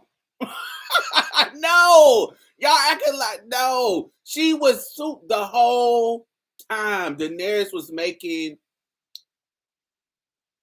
She was listening to them. She said, "Okay, I'll talk to her. You go talk to her, and honey, these motherfuckers cut my girl head off. Girl, you know,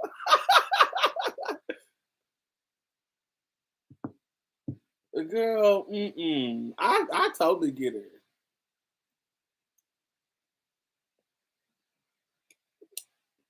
Honey, she still she had done good. She had done good things. She was listening to her people, and her motherfucking people would steer her in the wrong direction.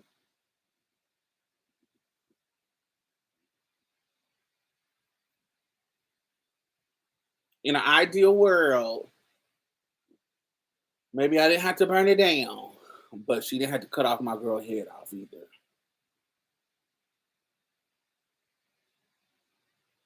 Now, I don't think the burning King's Landing was out of fear or impatience. I think that was out of anger. She just, she just cut a girl head off. That was out of anger. I think that was a click in her. She sent all those men in there to be killed. Oh,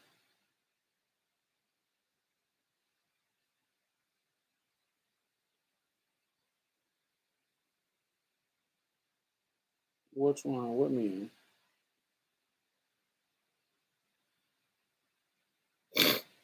Yeah, honey, the rider. She sent all of those men in there to be killed.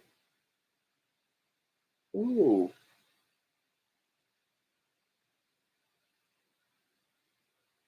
what men? What riders?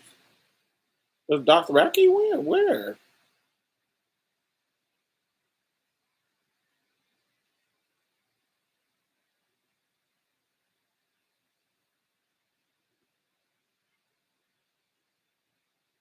Cersei versus Serena Joy. Um, Cersei. Serena ain't no. Serena ain't no motherfucking. I think Cersei is evil to the core. If you remember Cersei when she was a little girl, she was that stuck up evil bitch that'll do something to you. Remember, um, I don't know which part you talk about that shit that she sent them in there to be killed. I don't know which one you're talking about. I don't know what scene. Um, but you remember Cersei? Remember, old boy said that he had met Tyrion before, and remember, but Tyrion was a baby when he met him. Remember, when Tyrion had said having a trial by combat, and he picked that dude to fight the mountain. But you remember when the dude came to his cell, the dude said, "You don't remember me, but I remember you. You were the most interesting thing in Castle Rock because everybody had talked about how the gross monster you was. Um, the gross monster you was, that you had a tail, you had claws, you had red eyes. And then when I saw you, you were just a little bald head baby. And your sister hated you and was pinching your penis in front of us to hurt you because you killed her mama. So even Cersei as a little baby was evil. Cersei is a evil. I don't think that Serena is evil. I think Serena is selfish and she's doing well, I do think she's doing what she thinks is right, and she's doing I think there is a good person in Serena. I do.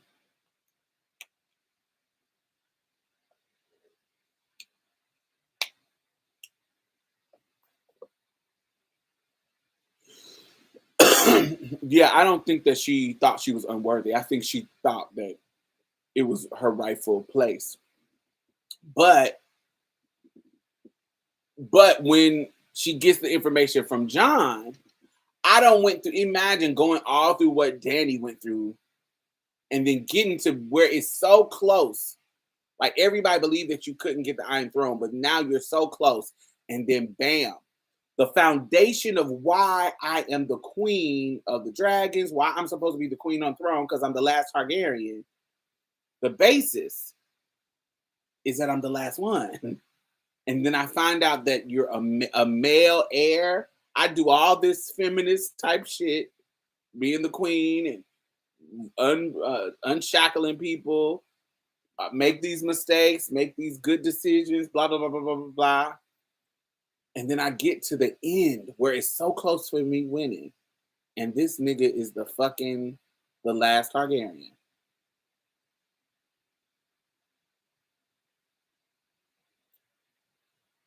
What would y'all have done? If y'all were Danny, what would y'all have done?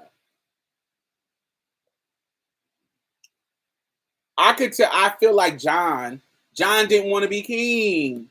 John could have just left that to his fucking self. He could have just left it to himself. Literally. That tea, this is another thing. Only person who knew that tea was Bran. And Bran said, it's your decision. Bran was saying, I ain't gonna tell nobody.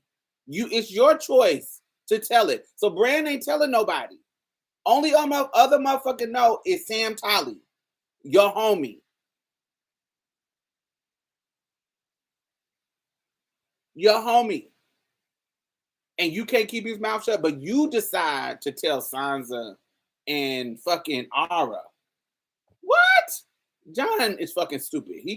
Him telling Sansa and Arya was the dumbest thing when he could have just shut up. Told Sam, don't tell nobody about it. I'm going to serve Daenerys. We're going to get her where she needs to be.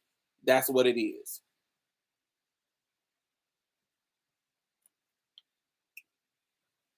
Because then nobody would have known. Nobody would have known. If he wouldn't have told Sansa, Sansa wouldn't have told Tyrion. Tyrion wouldn't have told Varys. That tea been out. That tea been in that fucking citadel. Wasn't nobody gonna learn about that tea. That tea been in there. That tea been since he was born. This boy is grown. That tea been out in that fucking man's diary forever. Ain't nobody found that shit, and wasn't nobody gonna say nothing and found it. Yeah, stupid. John was fucking dumb. I thought that was stupid. I was like, you could just be quiet. Why do you need to tell them? It's not a lie that's hurting them. And even Sansa and not really Arya so much, but Sansa, bitch, you would be dead if it wasn't for me. Why are you being so fucking extra to Daenerys? Like, once I come to y'all motherfucking rescue with my dragons, helping y'all fight, bitch, you should be kissing my motherfucking boots. Because you would be dead. Because she really could have did what not Theon Greyjoy, but that other Greyjoy boy that killed the king of the Greyjoys. Honey, we're gonna go back to our island. But it wouldn't have lasted because they have fucking Daenerys dragons. He can just fly. It wouldn't have lasted, but still. Did he have the dragons by then? Yeah, he had the dragon by then.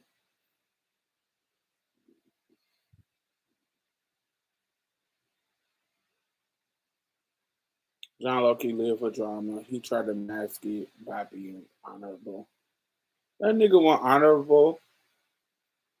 He definitely wasn't honorable to the fish in his life. He wasn't honorable to the wildling fish he fell in love with. He wasn't honorable to Danny, who he fell in love with. He is a fuck boy. He respect men. That's the only motherfucker that he just like. He like the normal cisgender het nigga. They don't really fucking respect women. They respect men. He every time he was making a promise or something to the women in his life that he loved, he never listened to them.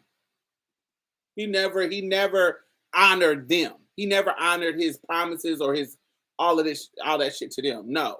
He honored his promises to men.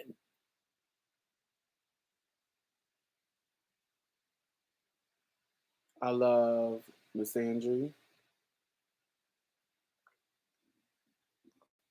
Um,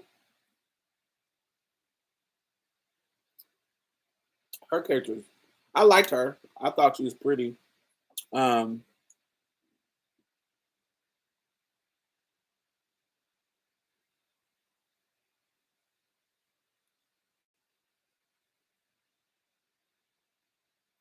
my favorite scene with Misandry is when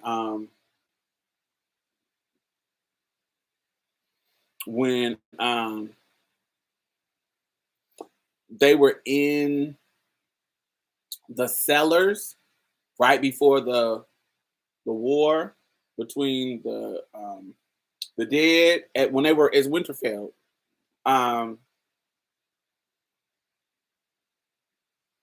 and they were talking shit about Daenerys, and Misandry said something, but Misandry got smart with their ass and said, "Oh, if she wasn't here, y'all would be dead right now.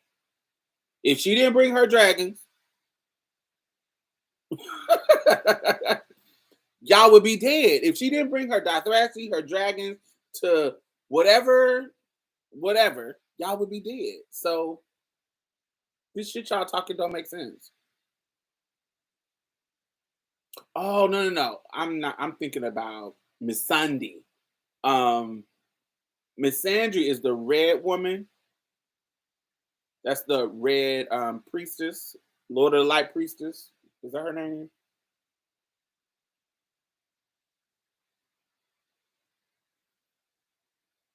I'm thinking of Missandei. But who you talking about is the red woman. I did like her character too.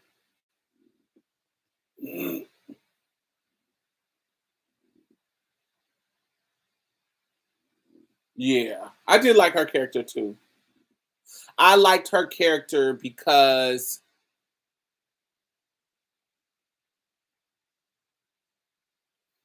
yeah, the priestess, she complicated religion.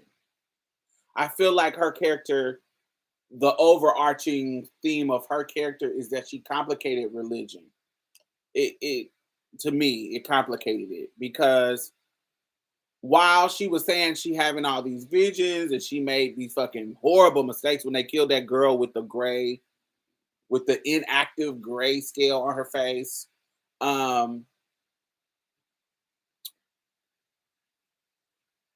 when she was like, God, I'm wrong.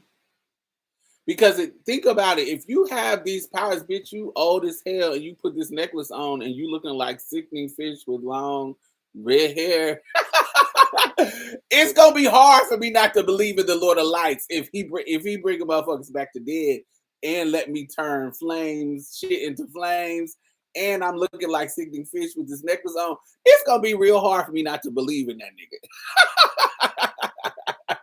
It's gonna be hard for me not to believe that the visions I'm getting is real. If I get, you know, in real life, that's in the fake world of television. But imagine in real life if you was able to do some of these powerful things that she was able to do. You would have to believe in the Lord of Light, opposed to everybody else who don't believe in it.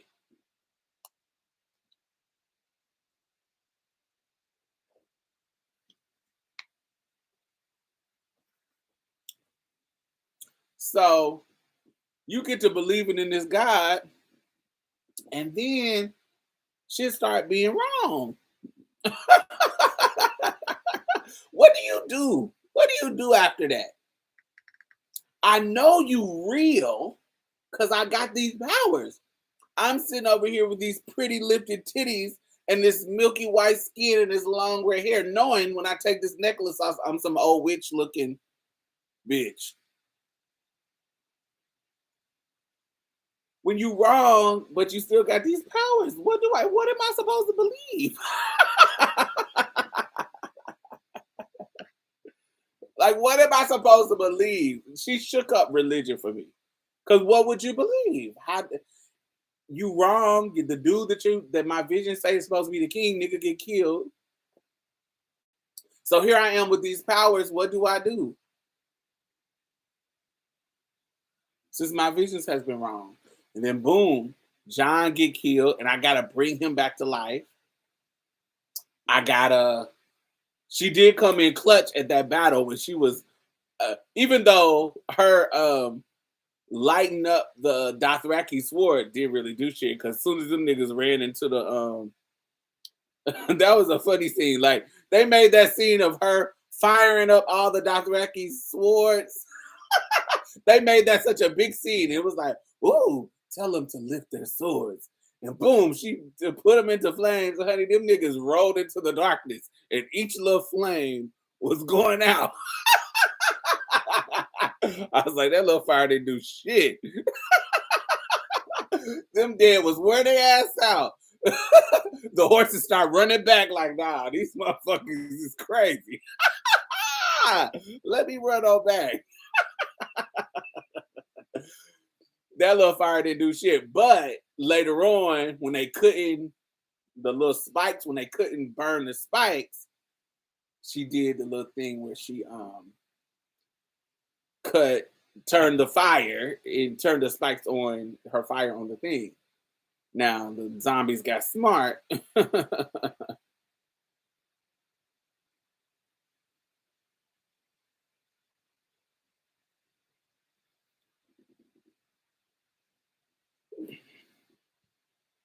And laid their ass down on top of the motherfucking fire.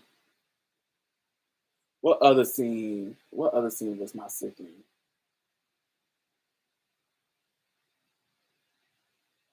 I love when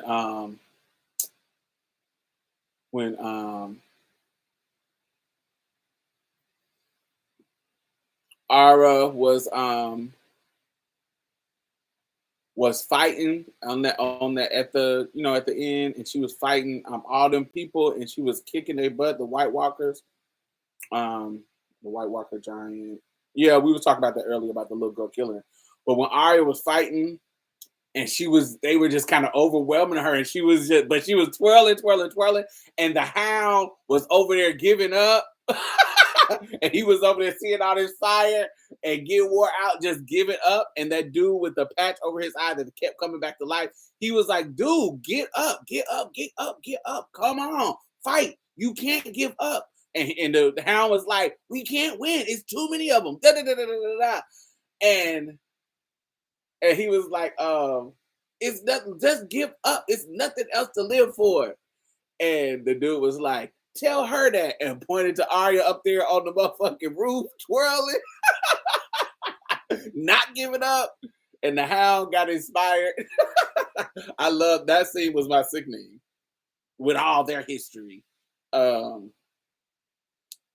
scene was my sickening. The first time you see the full adult dragon, the cards for the first time was sickening. The first time you see the full adult dragon. When was the first time you see the full adult dragon?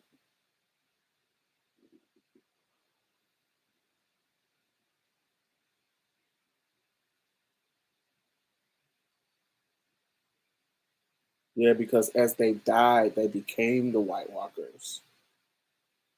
They didn't. He has to do that hand shit. They didn't automatically become White Walkers. Remember when John he has to do that hand shit to wake them all up. That's why the dead wasn't coming back, wasn't coming alive in the crypt until he said, remember when John was running toward him with that knife to try to kill him? He got to do that hand shit. Then they all woke up from the dead. He got to do that. They weren't like zombies and just turning once they die.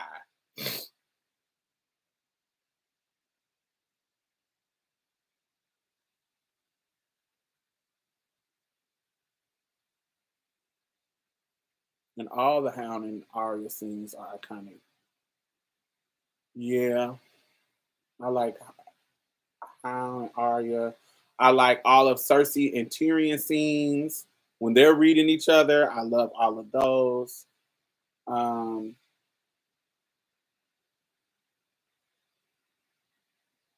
I like Tywin's. I really like Tywin scenes. Like when Tywin is showing his power, the Lannister daddy. When he's showing his power, I like his scene. I like his scenes. Um, any one of course, Lady Tyrell's scenes are always sickening. Um,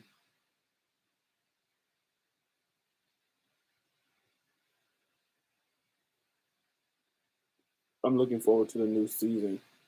Well, it's not a new season. It's a prequel, right?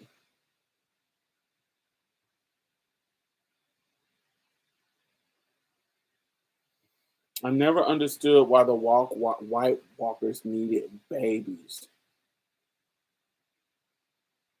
I didn't clock that either. I don't remember them needing babies. Tywin versus Lady Tyrell. Oh yeah, when she was like, "Honey, we know he a faggot, girl." Everybody know he a faggot, but they ain't got shit to do with your sister, your two kids having sex with each other. What about that, Mister? Why you trying to read my gay grandson? What about your two children having sex and babies and and the bastard king of their children? Let's talk about that, Mister Military Man. Lady Terrell was wearing him out.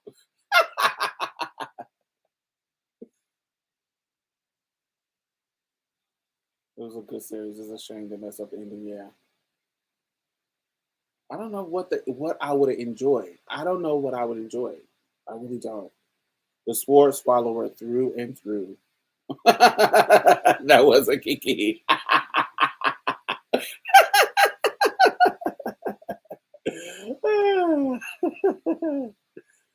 um, I don't know what would have been a great ending for me. I wish they both would have ruled.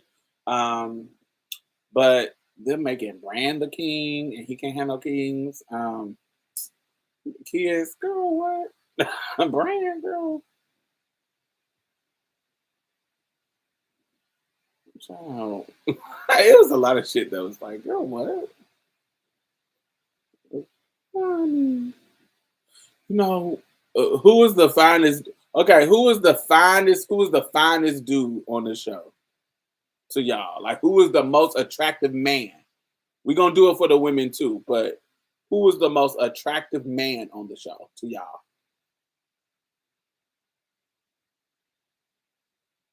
Bran would have been good hand to the king. Yes, yes, you can control animals and you can see shit. Yes, most attractive man, Grey Worm, John, the Dothraki, the cow. Not all the Dothraki was cute, but the cow. You talked about what's his name? Jason Momoa.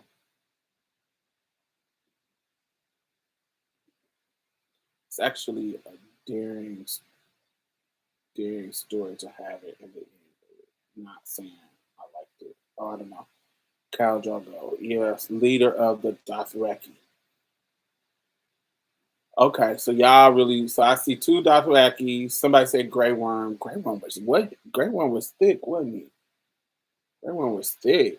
In some of them scenes, I'm like, damn, Grey Worm thighs is looking thick in the motherfucker. Jon Snow for me. Jon was cute. Khal Drago. So I'm seeing a lot of people talk about Jason Momoa. So he was, yes, Jason was cute, but y'all know that's not really my speed. I don't know. He was, of course, he was sexy. The surprisingly, my favorite person who was the most attractive, who when they came on the screen, I was like, damn, he fine. This is gonna surprise y'all. But the Tolly older brother or younger brother. I don't know if he was the Tolly's older brother that got burned with his daddy. Dickon. Dickon Tolly. That nigga is fine. Fine. When he came on the screen, baby, and was talking to Jamie and the cutthroat dude. Oh, Dickon Tally. Is that his name?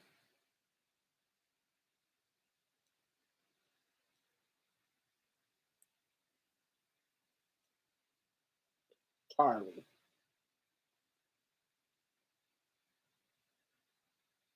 Baby, when that nigga came on the screen, I was like, God, he's so fucking cute.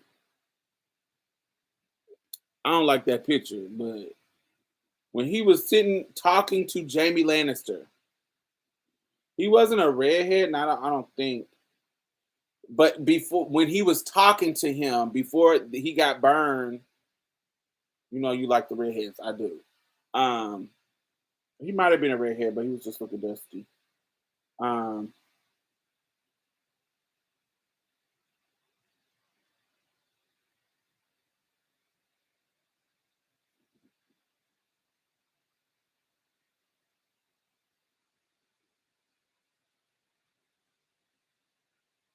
I'm glad they did recast him, honey, because he was not.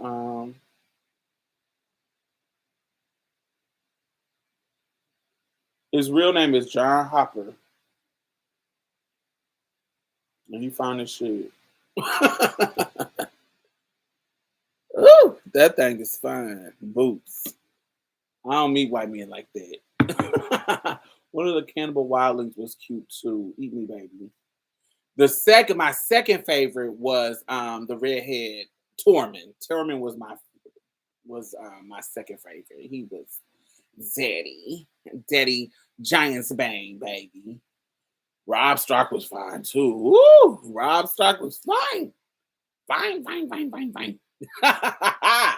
Rob Stark was fine. Woo, he was fine.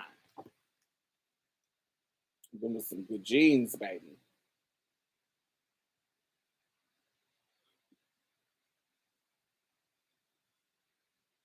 Oberyn Martell. Let me see who that is.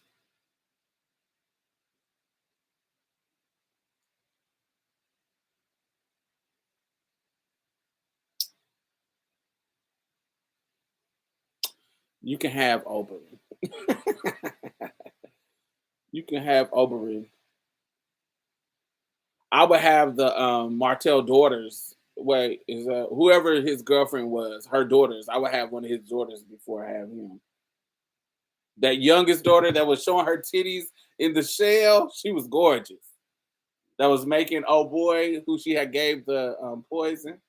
That was a weird scene too. I'm like, why did you give him poison? She didn't. Why did you give him the if you poisoned him, why did you give him the cure? I don't. What's the point? If you intended to poison him, just let the nigga die. Why you give him the I don't know. That was weird.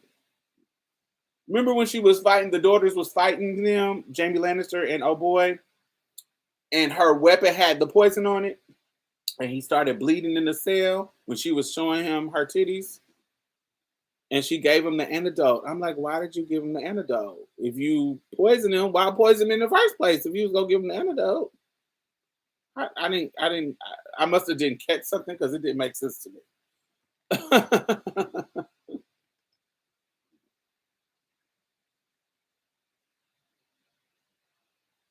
What's the point in poisoning your weapon if you was gonna save him?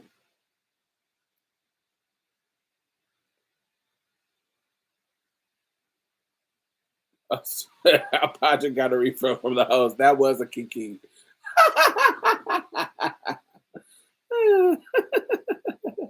And all them was like, please teach us how you did it. How you get a refill from the hose, and all the hose is living for you.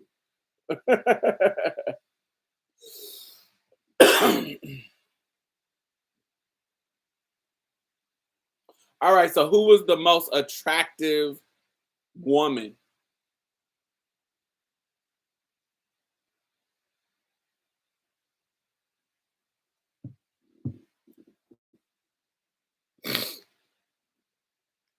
Cersei.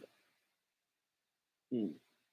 I think Daenerys ate her up. I think I like Daenerys better as far as her beauty. Um, I think Daenerys ate Cersei up.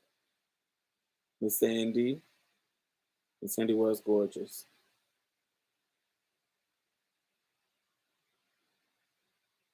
Rob Stark's girlfriend was fine. His wife that got killed at the red wedding, she was beautiful.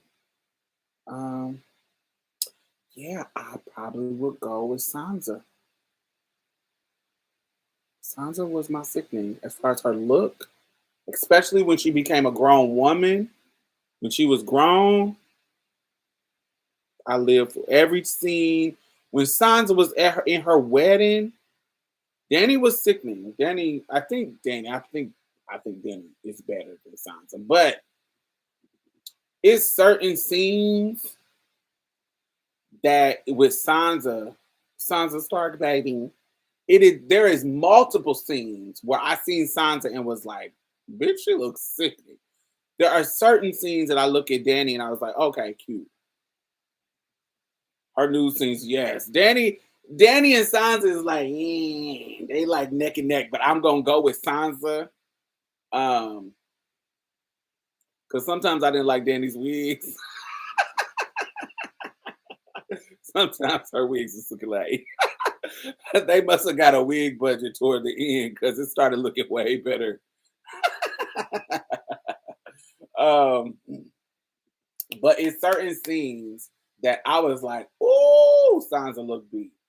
Um, when Sansa had lied and kept Littlefinger, like when they was at the Vale, and she had saved Littlefinger from was lying and telling the people that he saved her or whatever. When she had dyed her hair black and she had that black gown on that she had made, when now, honey, I'm coming grown, I'm not that little girl no more. And she was coming down them steps and she had dyed her hair like a dark red or a darker color, and she came in that black gown, sickening. Then her wedding day, when she was in that gray white fur, and it sickening. When she was tipping through that snow, Maleficent Sansa, yes. When old girl had cleaned that dye out of her hair and she was tipping through that motherfucking snow in that white to Mary Ramsey, ooh, in that gray, that bitch looks sickening.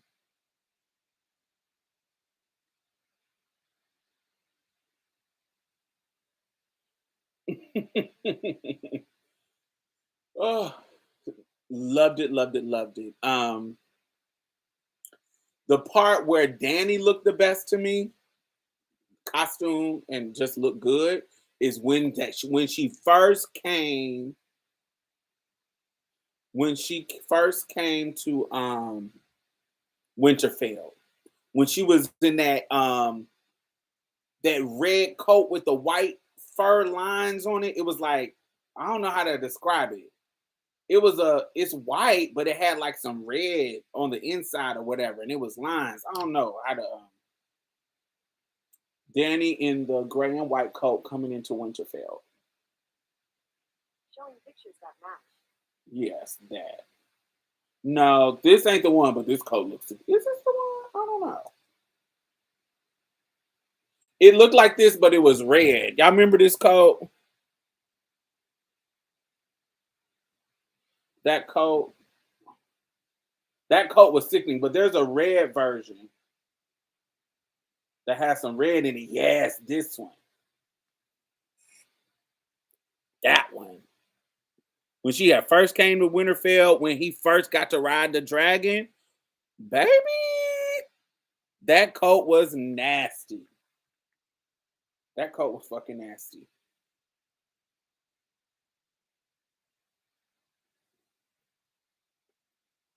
When she was riding into Winterfell, it was love. That coat was sickening.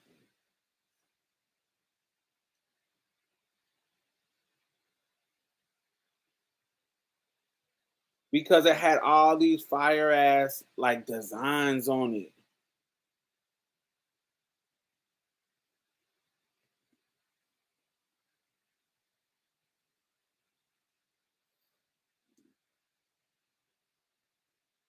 the costume designer were living. The costumes was fire. I loved everything about the costumes. Um, Sandra's wedding. Here's some information about Not Sandra's Sandra. wedding.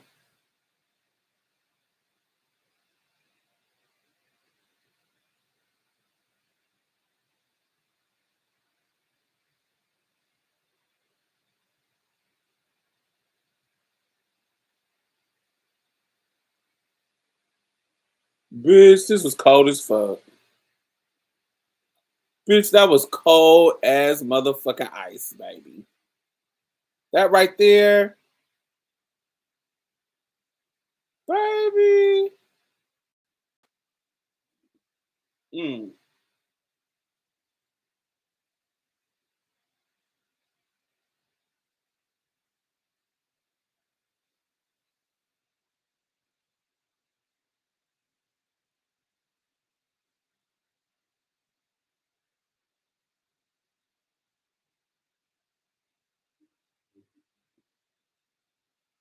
baby, she was sickening.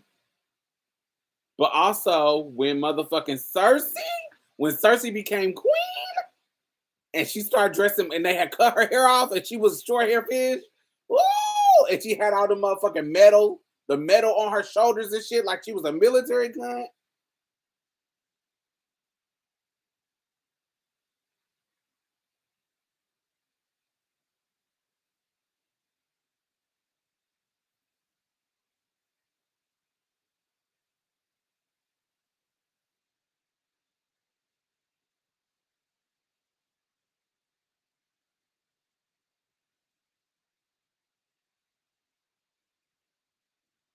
This one, when she had the metal things on her shoulders.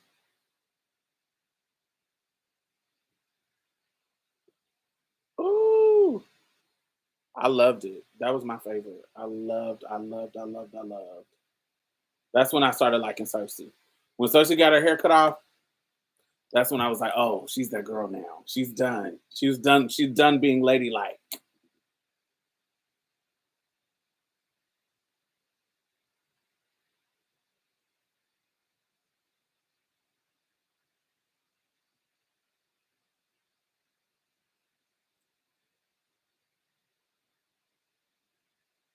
Hmm. But yes. Mm. Sandra's face is annoying to me.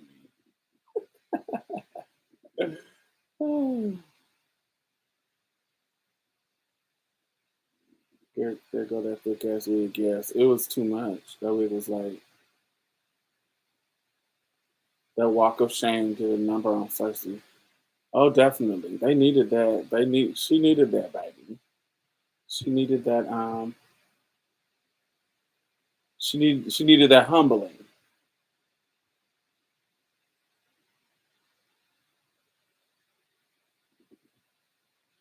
Diamond, are you gonna go see Anita Baker if she really goes on tour again? I don't really enjoy um going to see big names. I go to see smaller names because it's usually less people there. Um, Usually in a smaller crowd, not all the time, but they let the people sing. I hate when people sing at concerts. I hate it because I want to hear the artist doing the number. I don't like it when people are singing and I can't hear the artist doing the number, or they're doing it and the artist is stopping and letting them sing. I don't like that. I don't like the experience of any of that.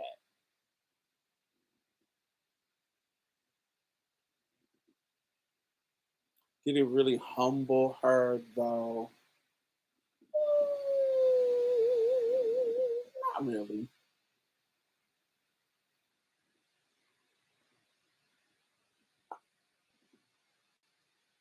Not really.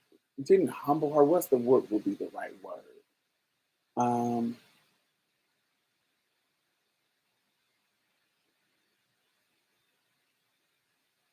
I don't know what I would say. Humble is the best thing I can come with. it she's never experienced Cersei has never experienced anything like that. It's like do y'all watch The Crown? You watch The Crown, Brandon?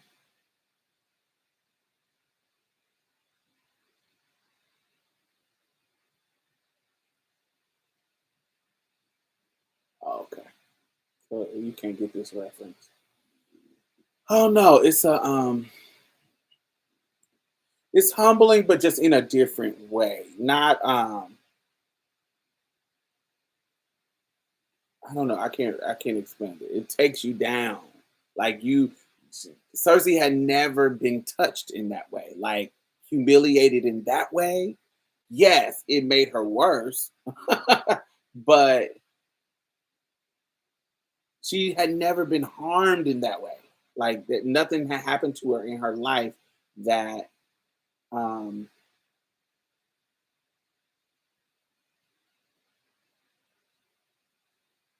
to her, like of course her her child had died by that time, but I'm talking about to her, nothing had happened. There was a moment in The Crown when this in real life really happened. A dude sneaks into Buckingham Palace and sneaks into the Queen's room and does it 2 times. A real live person sneaks into Buckingham Palace and sneaks into her room. Now, we don't there was no recording in the actual room, but on The Crown, on the show, when Elizabeth, the Queen, all of them practice being humble and being like they know their royalty. So when they are dealing with the common folks, they're like, yes, and oh hey, and trying to be personable and not arrogant and rude. So they practice from the time they were born to be humble, like to give the energy of being humble. Okay, but there's a scene in The Crown when he breaks into her room and he's just sitting there. He's not trying to attack her or nothing. He he just want to talk to her, like just have a conversation with her. When when he when she gets up and realizes that it's some random motherfucker in her room, and he tells her not to scream, and he ain't doing it in like a rapey way. He doing it in like a not nice gentleman, but he was like, I just want to talk to you. It's not a like a rapey, creepy thing. It's like a she don't know that, but he's the way that he's acting it is. I just want I just want to talk to you and tell you about what's going on in your country. That's what he's really talking about. And when he reaches to touch her, the queen, the unhumble queen comes out, which you rarely see in her because she doesn't have to. Everybody know I'm the queen. Don't nobody do shit outside of disrespect. Don't nobody disrespect me because I'm the fucking queen. So she never had been in this type of situation in that regard. And so when he touches her, she says, oh, don't touch me. How dare you? Like, you never see her like this. Like, you touch me? It's like a moment of, like, what? I'm the queen. Don't touch me. Like, it's like she never experienced that. And some random person has reached out and touched you. So while no, it's not humble, it's not, I don't know what the word is. I don't know what the word is. But you can be touched, bitch. You a human. And that's how I feel. That reminds me of that moment. Cersei had never been touched in that way. Like because she comes from noble stock and because she's Tywin Lannister's daughter, I'm pretty sure She has never had any consequences to any of her actions since she was a kid. And she's always been mean. Remember how she was talking to that girl when they went to see the witch? This was the first time that she had been touched. Like somebody did something to her. And she brought it herself because she empowered these motherfuckers.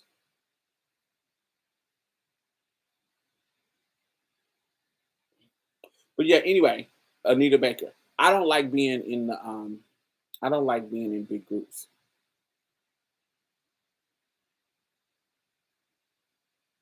I don't like being in groups. So she never thought that she could be got like that. Never. She I know um she didn't think that through. She definitely didn't think that through. But that's what Tywin was telling her daddy was telling her. You actually are not as smart as you think you are. My smart child is my little dwarf. But you, girl, you is not as smart as you think you are. You don't think things through. You're not my dumb one. You're not dumb like Jamie, but you ain't my smart. You ain't. You ain't one of the ones, girl. Meghan Markle was over there getting booed. I'm over those Londoners and that late monarchy child. I'm ready for her to get out. They said she's not coming to her celebration, so I think she about to die, y'all. I do think Elizabeth about to be up out of here. The Queen is not coming into her jubilee.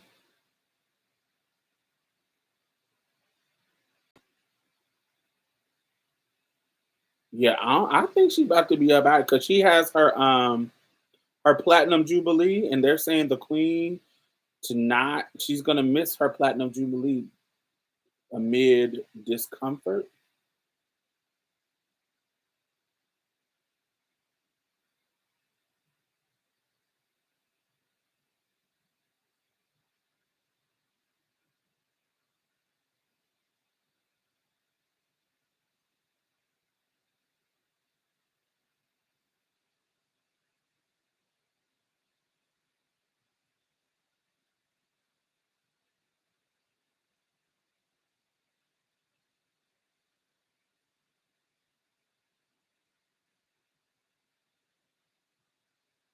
Yeah, honey, she's old, honey. She's getting old and up there.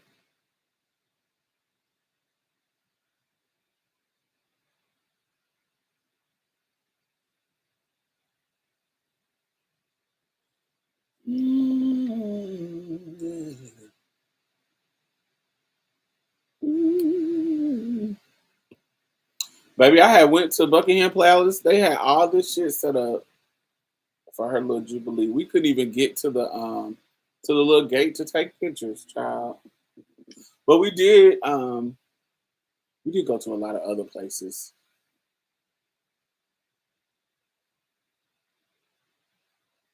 But we sure couldn't get up there because it was too many. They were setting up something like a parade. They had big bleachers and shit. Mm-mm-mm-mm-mm. But all right, y'all. We've been on here for 2.5 hours. I'm loving the lighter blonde. I always do this color. So, I go back and forth from this to red. I always do this color. Blonde or red or long black. You look so dope tonight. Thank you, thank you, thank you, thank you, thank you. Mm. But all right, y'all. I will talk to y'all later. I have some charade coming over. So I'm about to go hop in the shower and rattle these bottles. I will chat with y'all later. Make sure y'all thumbs up. And yeah, we'll talk. Bye, y'all.